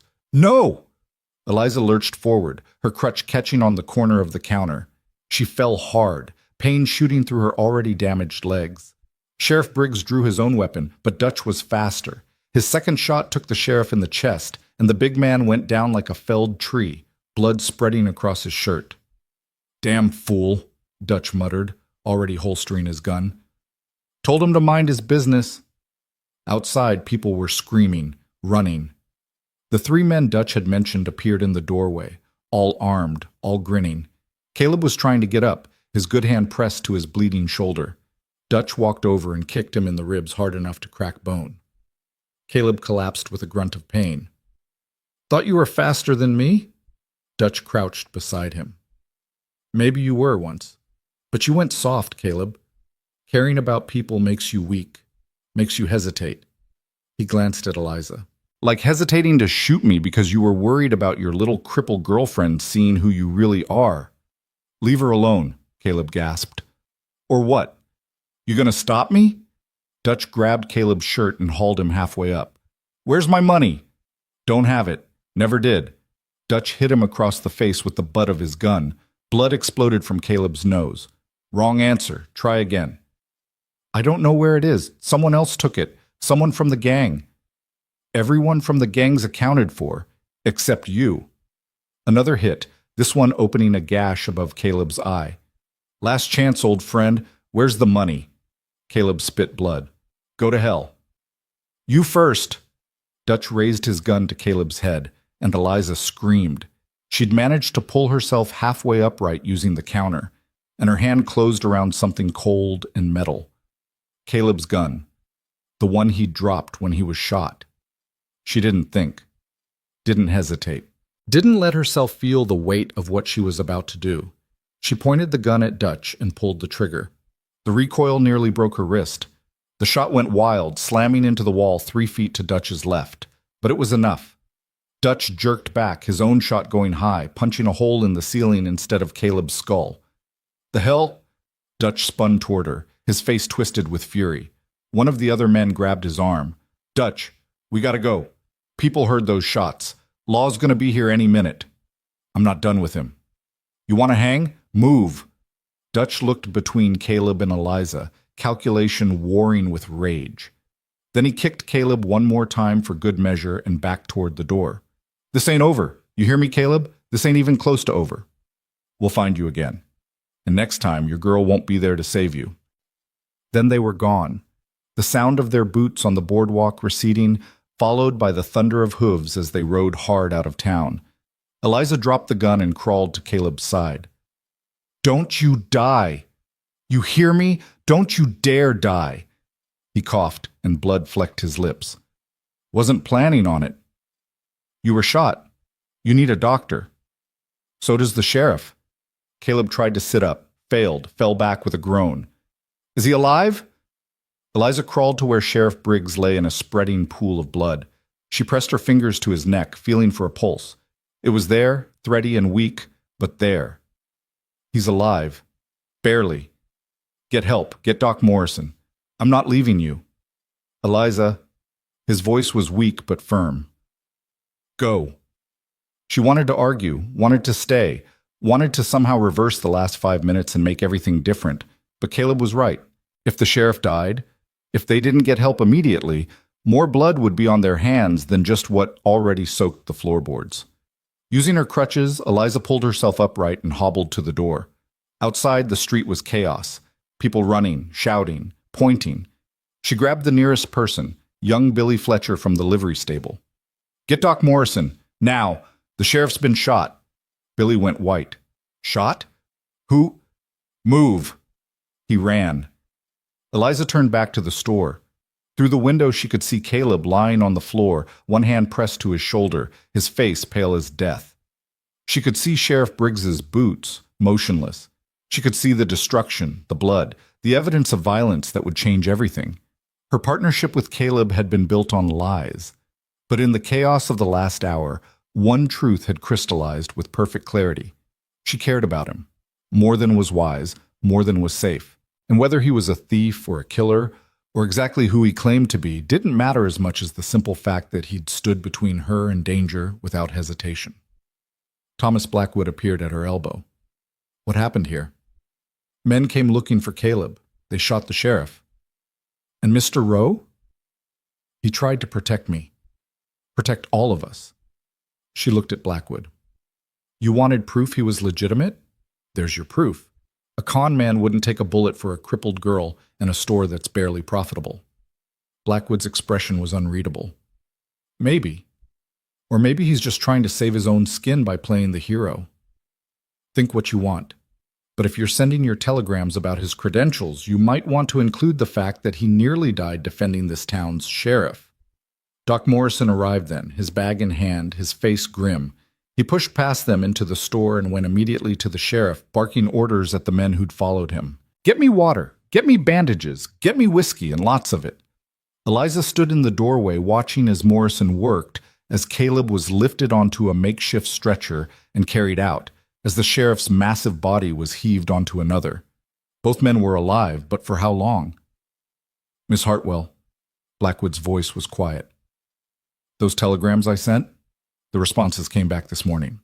Before all this." Her heart stopped. "And?" "Richard Reynolds confirms Caleb Rowe worked for him. So do the other references. Every single one checked out." Blackwood paused. "Which means either your partner is legitimate or he's the most thorough liar I've ever encountered." Eliza said nothing. What could she say? That Caleb was both? That the truth and the lies were so tangled together she couldn't separate them anymore? "The council will meet tomorrow," Blackwood continued. "We'll discuss the matter of the store, the partnership, and what happened here today. Until then, I suggest you get some rest. You look like death warmed over." He walked away, leaving Eliza alone in the doorway of her blood-soaked store. The sun was setting, painting the sky in shades of orange and red. In the distance, she could hear the sounds of Willow Ridge trying to make sense of the violence that had shattered its afternoon. But here, in this moment, there was only silence and the slow drip of blood seeping through the floorboards. Eliza lowered herself to sit on the threshold, her crutches beside her, and put her head in her hands. She didn't cry. Couldn't cry. There was a numbness spreading through her, a cold realization that everything had changed and nothing would ever be the same.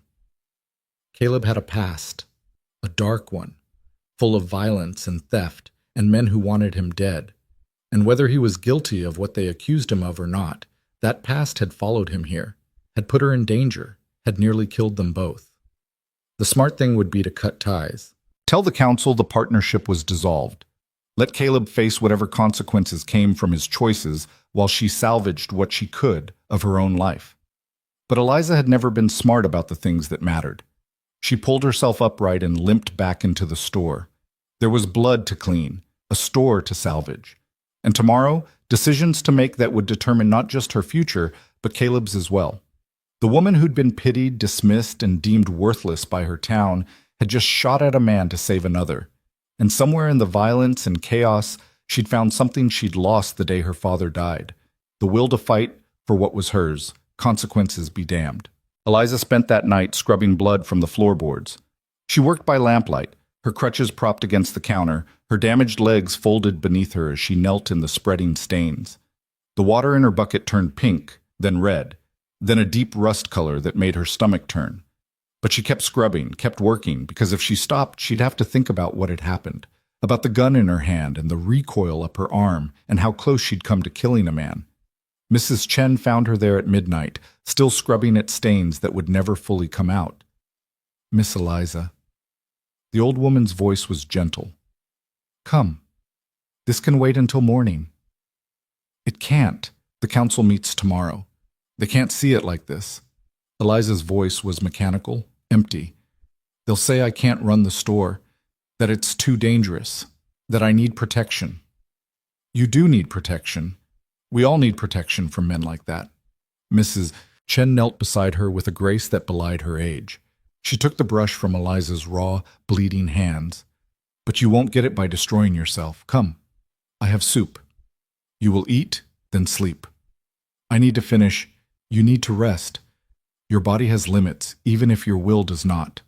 The old woman's eyes were kind but firm. "The store will still be here tomorrow. The blood will still be here. But if you collapse from exhaustion, who will fight for what you've built?"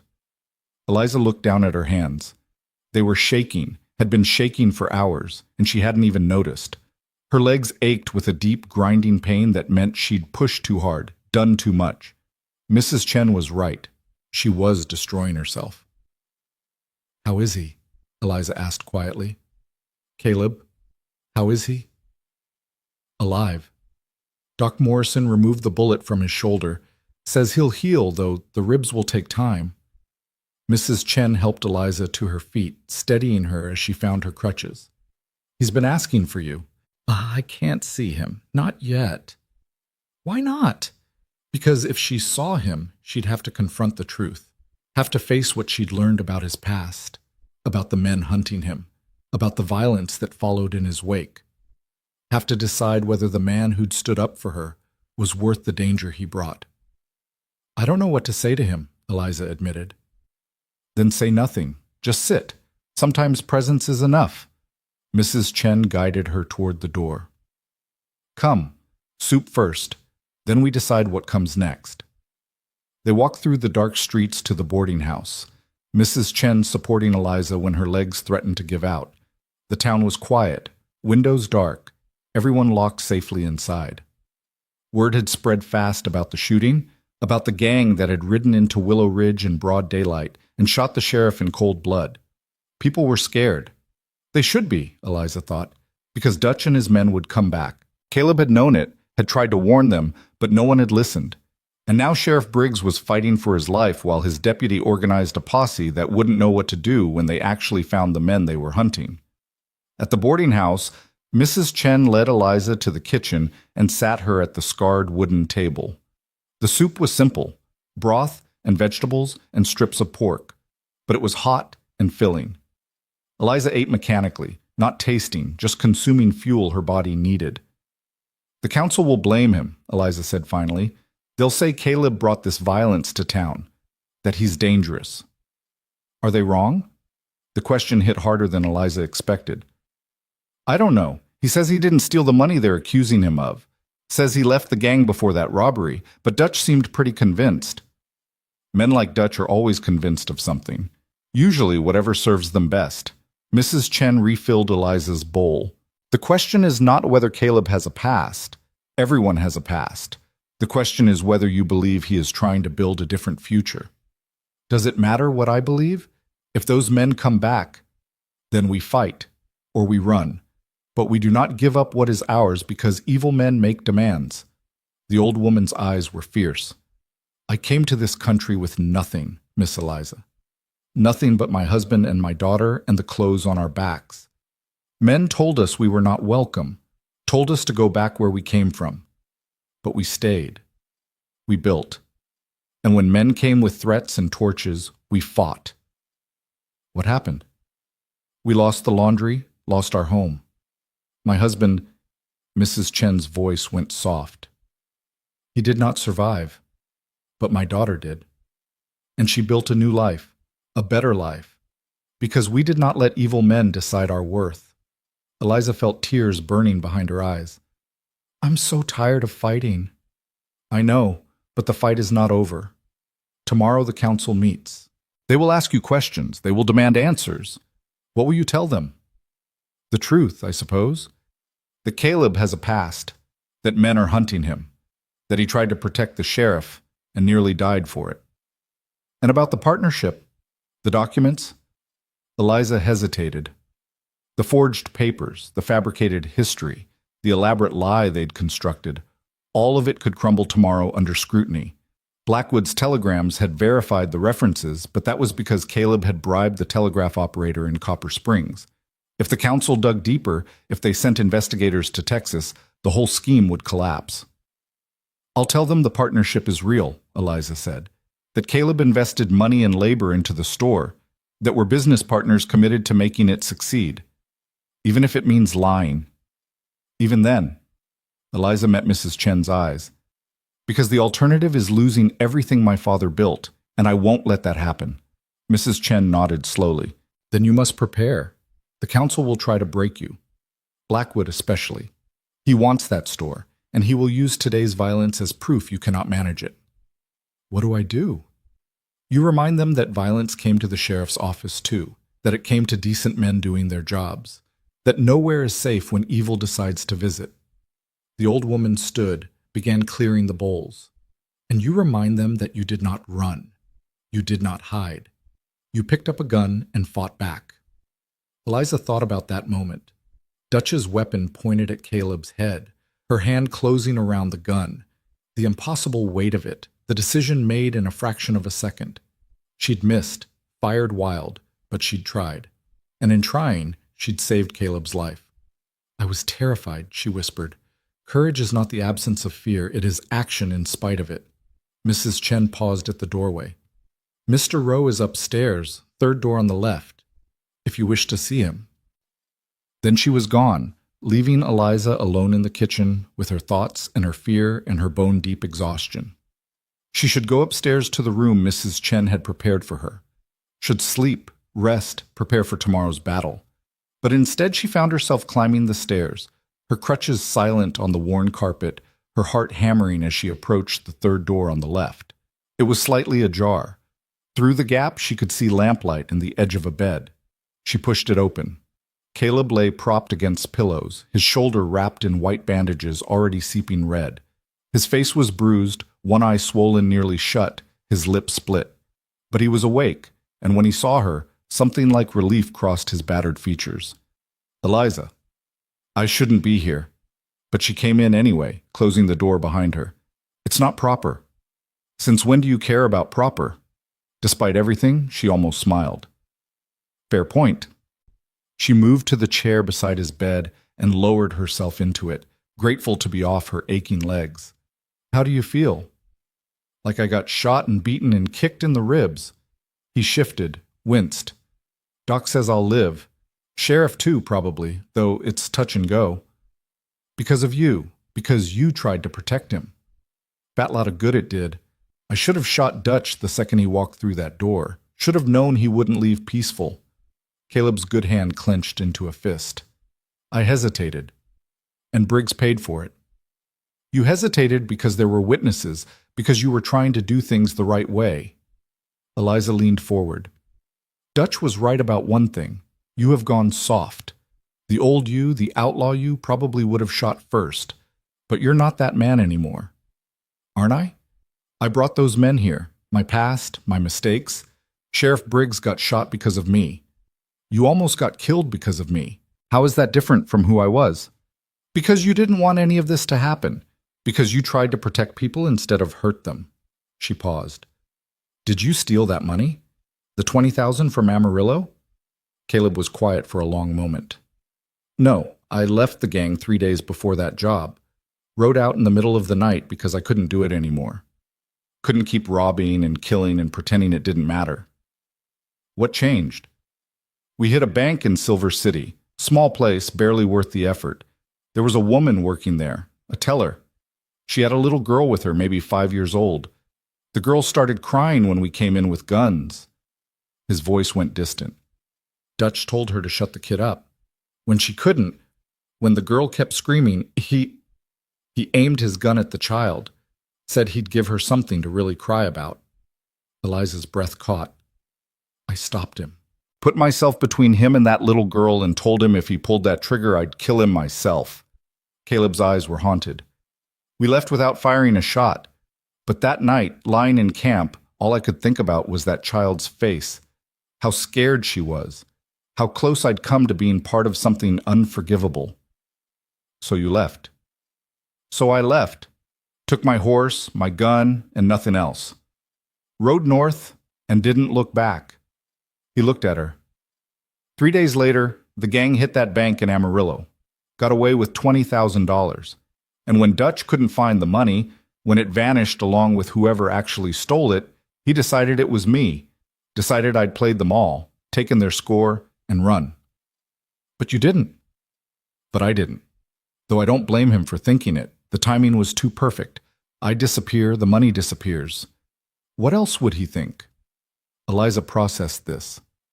So someone else in the gang stole it. Someone who's still out there. Maybe. Or maybe Dutch lost it gambling and made up the whole story to cover his losses. Or maybe it never existed at all, and this is just an excuse to hunt me down for leaving. Caleb's smile was bitter. Doesn't really matter, does it? Either way, they want me dead. Then we run. We leave town tonight, go somewhere they can't find us. We? He studied her face. Eliza, you don't have to. Yes, I do.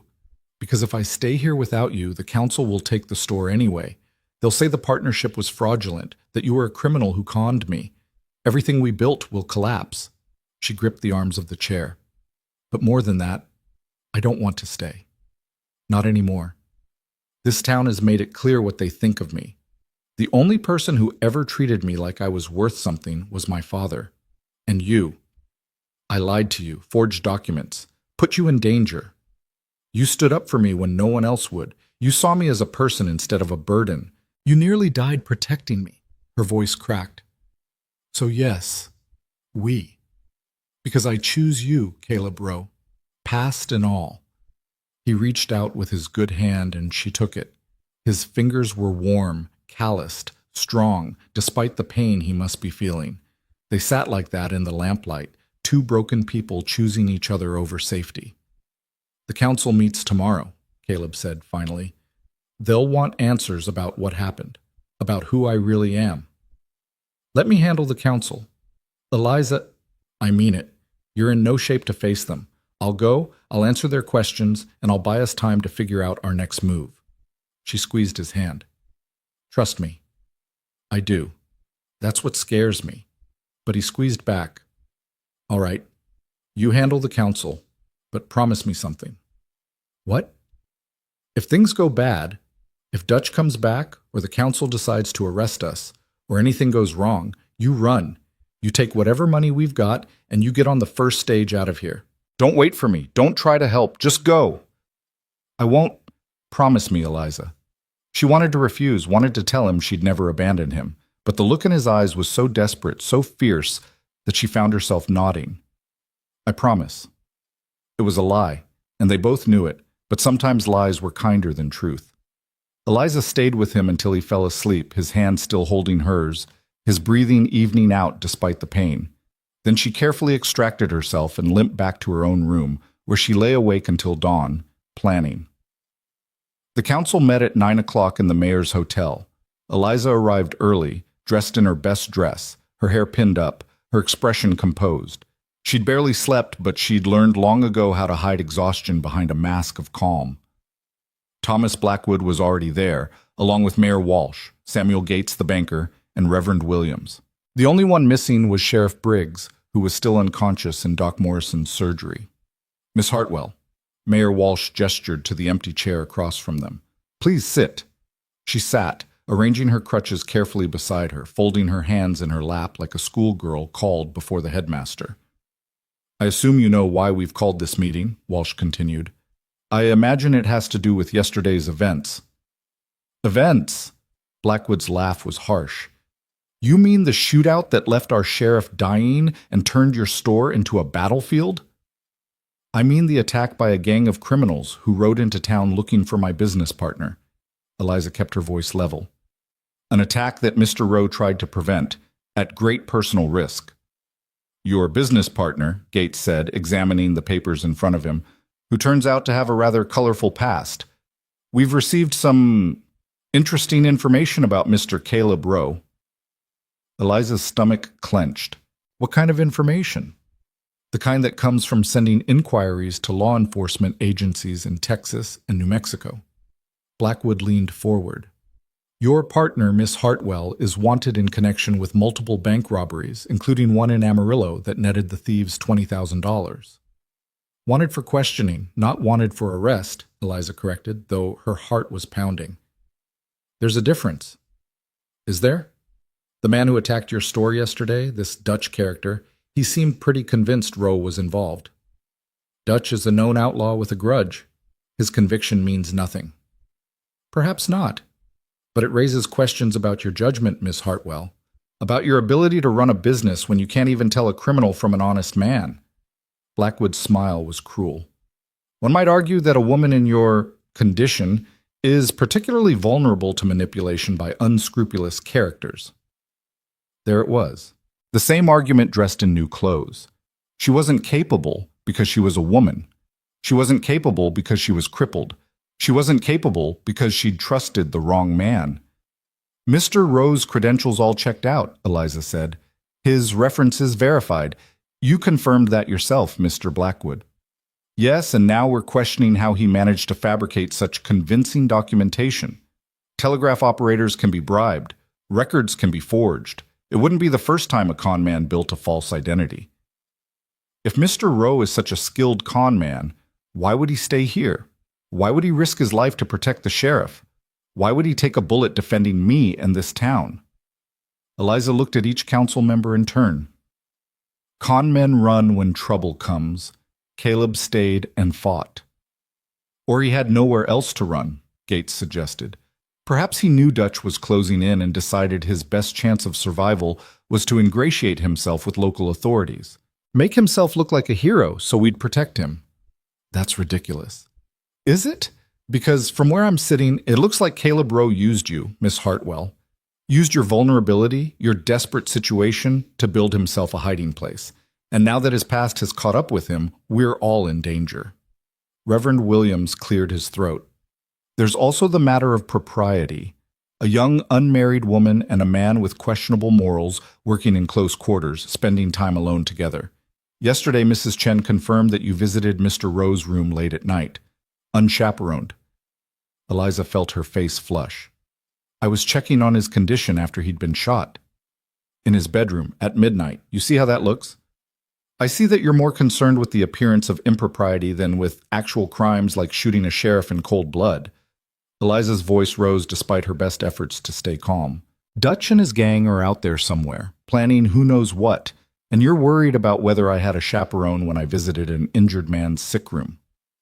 We're worried about your reputation, Williams said primly, and the town's reputation by extension.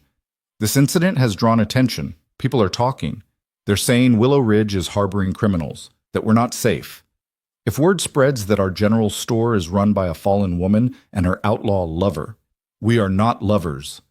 The words came out sharper than Eliza intended. We are business partners. Nothing more.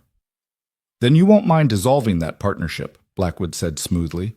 Selling the store to someone who can provide proper security and management. We'll make sure you're compensated fairly. Compensated? Eliza laughed, and it sounded slightly unhinged even to her own ears. You mean you'll buy my father's legacy for pennies on the dollar, then run me out of town like you planned from the beginning? We're trying to protect you. You're trying to steal from me. Let's at least be honest about that. She stood, grabbing her crutches, her whole body shaking with rage. My father built that store from nothing. He worked himself to death to give me a future, to give me a place in this world despite my damaged legs. And you want to take it because I had the audacity to fight back when you tried to dispose of me. Miss Hartwell, please sit down, Mayor Walsh said. No, I'm done sitting quietly while you decide my fate. I'm done being treated like a child or an invalid or a burden. Eliza moved toward the door, her crutches striking the floor with sharp cracks. The store is mine. The partnership stands, and if Dutch comes back, we'll deal with him the same way we dealt with him yesterday, with bullets and courage, not cowardice and excuses. If you walk out that door, we'll force a sale, Blackwood threatened. We'll get a court order, have you declared incompetent. You won't have a choice. Eliza turned to face him. Then do it. Prove to everyone in Willow Ridge what you really are. Prove that you're willing to destroy a grieving woman to line your pockets. I'm sure that'll do wonders for your reputation. She walked out before they could respond, her heart pounding so hard she thought it might burst from her chest. She'd just declared war on the most powerful men in town. She'd as good as guaranteed they'd come after her with everything they had. But she'd also stood up for herself in a way she'd never managed before. She'd claimed her worth, her right to exist, her refusal to be erased. Outside the hotel, she found Deputy Clay Matthews waiting with a grim expression. Miss Hartwell, need to talk to you about yesterday. If this is about pressing charges against Dutch, it's about pressing charges against you and Rowe. For fraud. Matthews looked uncomfortable.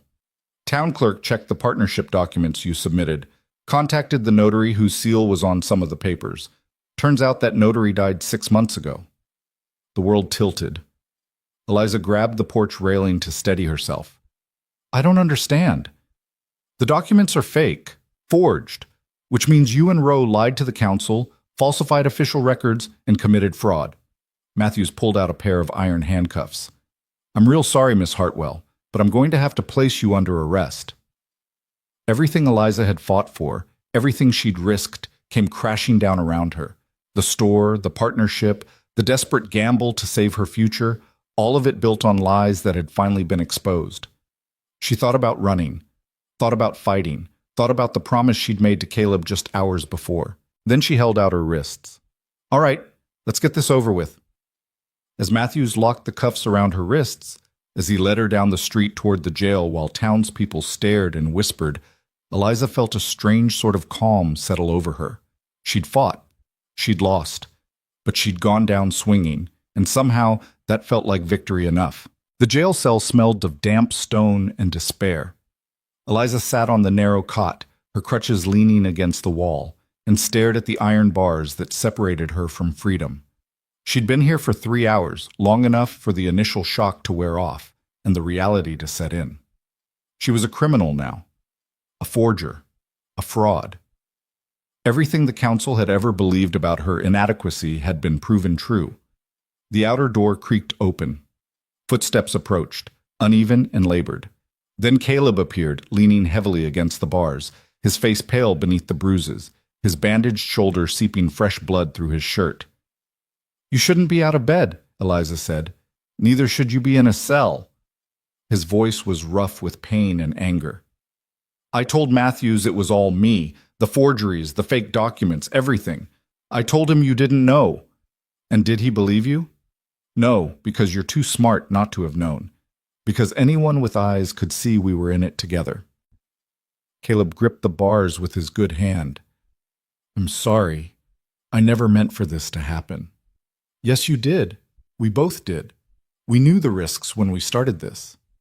Eliza stood, moved closer to the bars. What happens now?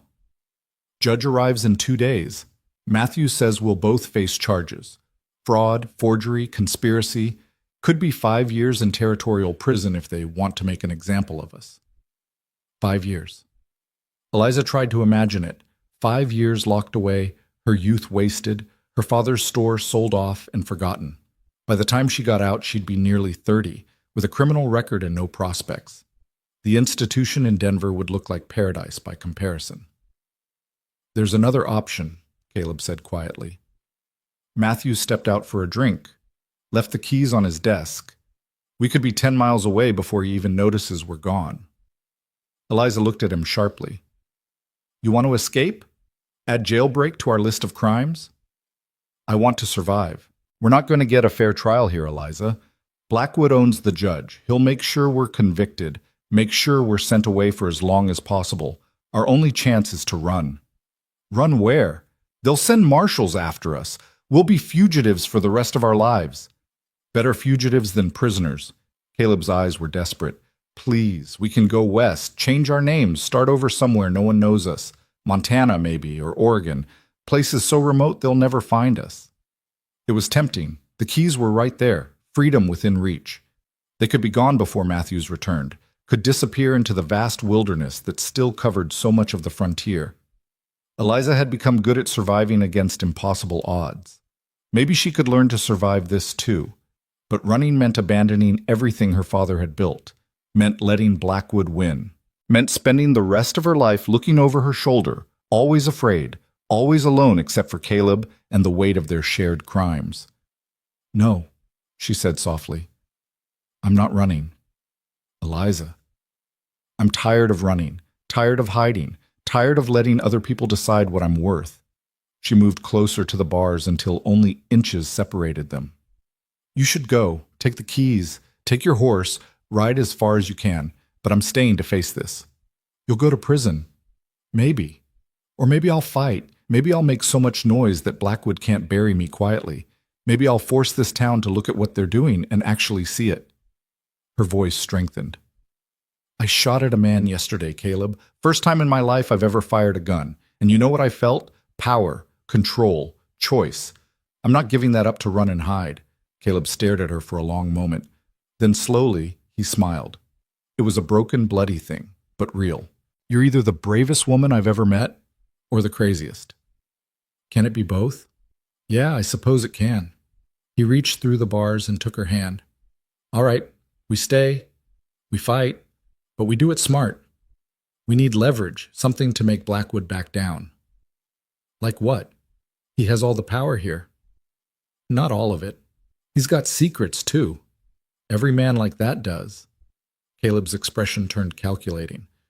When I was in Copper Springs, I heard things.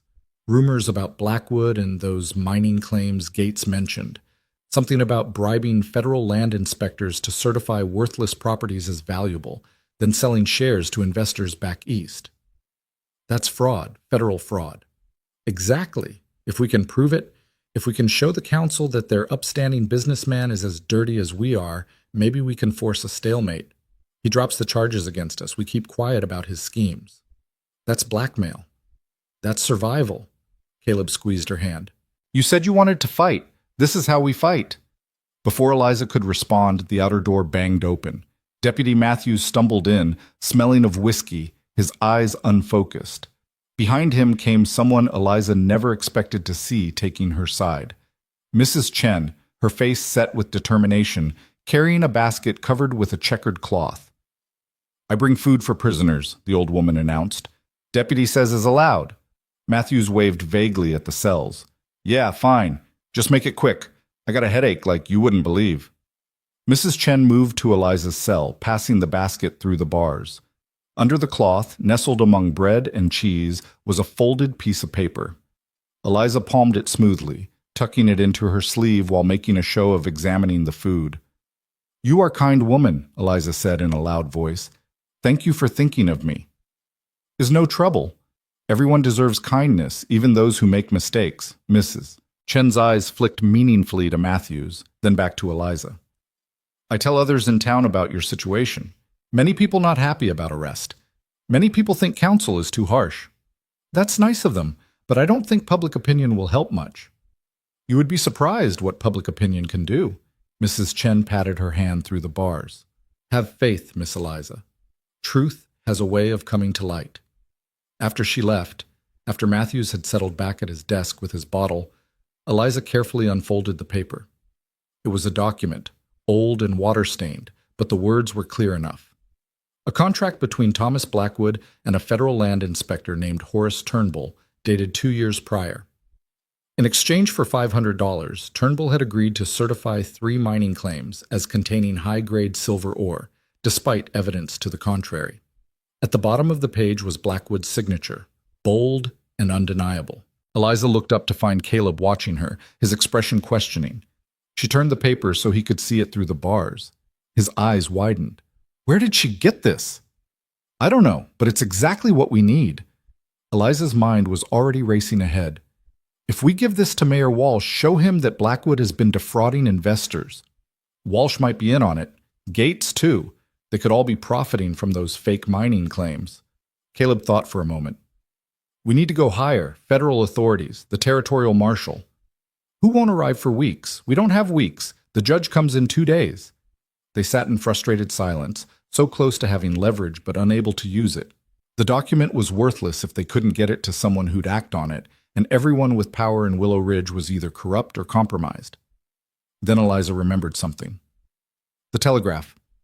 "We can send a wire to the territorial capital, to the marshal's office. Tell them about the fraud.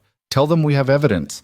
Even if they don't arrive before the trial, the threat of federal investigation might be enough to make Blackwood negotiate." "Matthews won't let us near the telegraph office." "No, but Mrs. Chen might." Eliza moved to the bars, called out to the deputy. "Mr. Matthews, I need to send a message to Mrs. Chen. Thank her for the food. Would you mind taking a note to her boarding house?" Matthews looked up blearily. "I'm not your messenger service, Miss Hartwell." "Please, it would mean a lot. She's been so kind, and I want her to know I appreciate it." Maybe it was the whiskey, or maybe Matthews wasn't as hard-hearted as his job required, but he sighed and pulled out a piece of paper. "Make it quick, and don't try anything clever." Eliza wrote carefully, her message innocuous on the surface, but clear to anyone who knew to read between the lines. She thanked Mrs. Chen for her kindness, mentioned how the bread reminded her of her father's favorite meals, and noted that she hoped someone would send word to her family about her arrest, particularly her cousin Martha, in the territorial capital who worked near the marshal's office. Eliza had no cousin Martha, but Mrs. Chen would understand. She'd proven herself far more resourceful than anyone gave her credit for. Matthews took the note without reading it carefully and left, muttering about needing fresh air. The moment he was gone, Caleb spoke urgently through the bars. "This is a long shot. Even if Mrs. Chen understands, even if she sends the telegram, the marshal might not care, might think it's a desperate ploy by criminals trying to avoid conviction." "It is a desperate ploy by criminals trying to avoid conviction," Eliza pointed out. "That doesn't make it wrong. Blackwood has been stealing from people for years. He deserves to be exposed. And if exposing him doesn't save us? If the judge convicts us anyway?" Eliza met his eyes through the bars. "Then at least we'll have tried.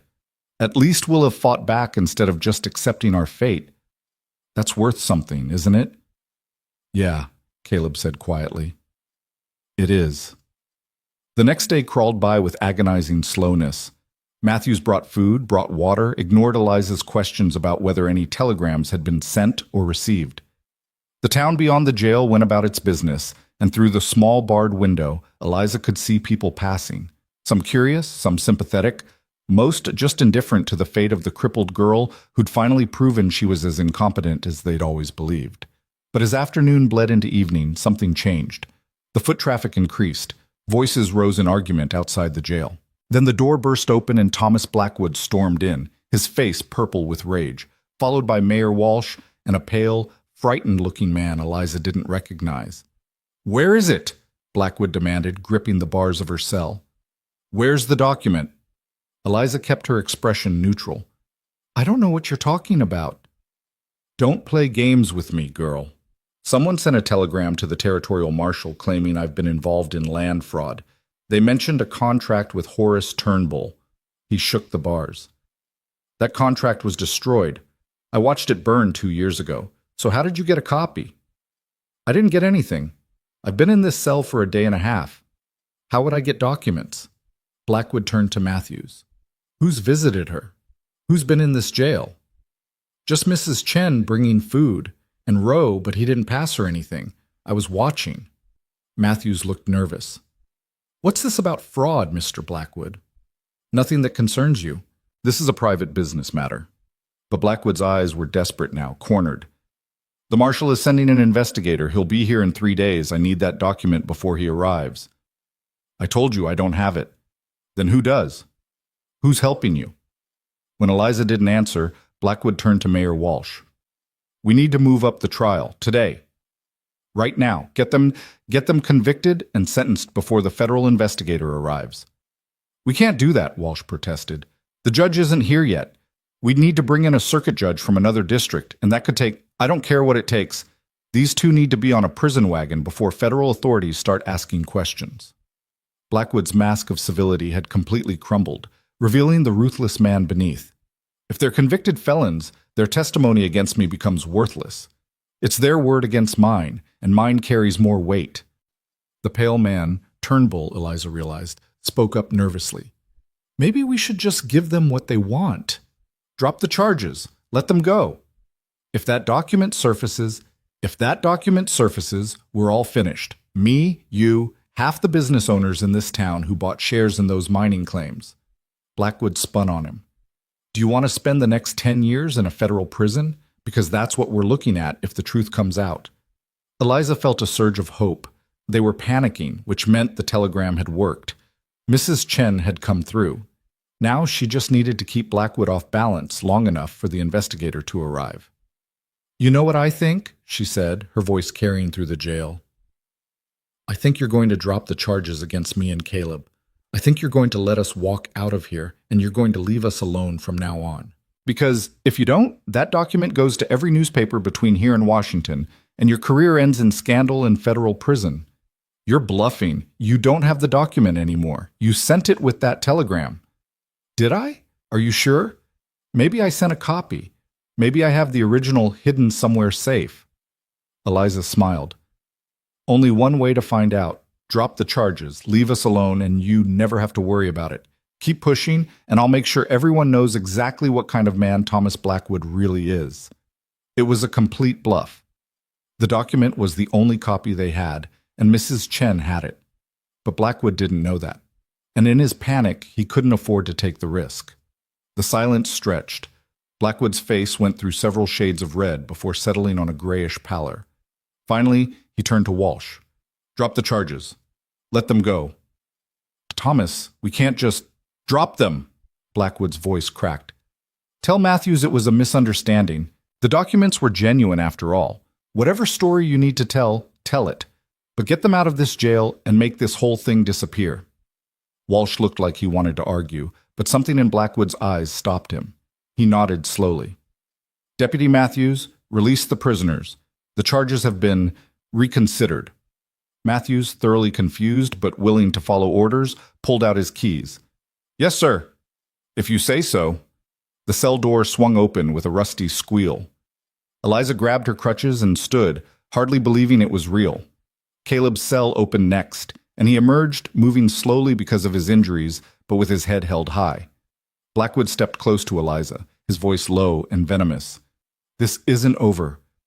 You think you've won, but all you've done is make an enemy. I'll destroy you eventually. It might take months or years, but I'll find a way." "Maybe," Eliza said. "But you'll do it from a distance. You'll never touch my store, never interfere with my business, never threaten me again. Because the moment you do, that document goes public, and we both know you can't afford that." She pushed past him, Caleb at her side, and walked out of the jail into the dying light of day. The street was full of people, Mrs. Chen, Doc Morrison, several shop owners, even some of the ranchers who'd been customers of her father's store. They'd been waiting, Eliza realized, waiting to see what would happen. When she emerged free, a cheer went up. Not from everyone, plenty of faces remained disapproving or skeptical, but enough to matter. Enough to show that some people in Willow Ridge still believed in justice, or at least in giving a damaged girl a fighting chance.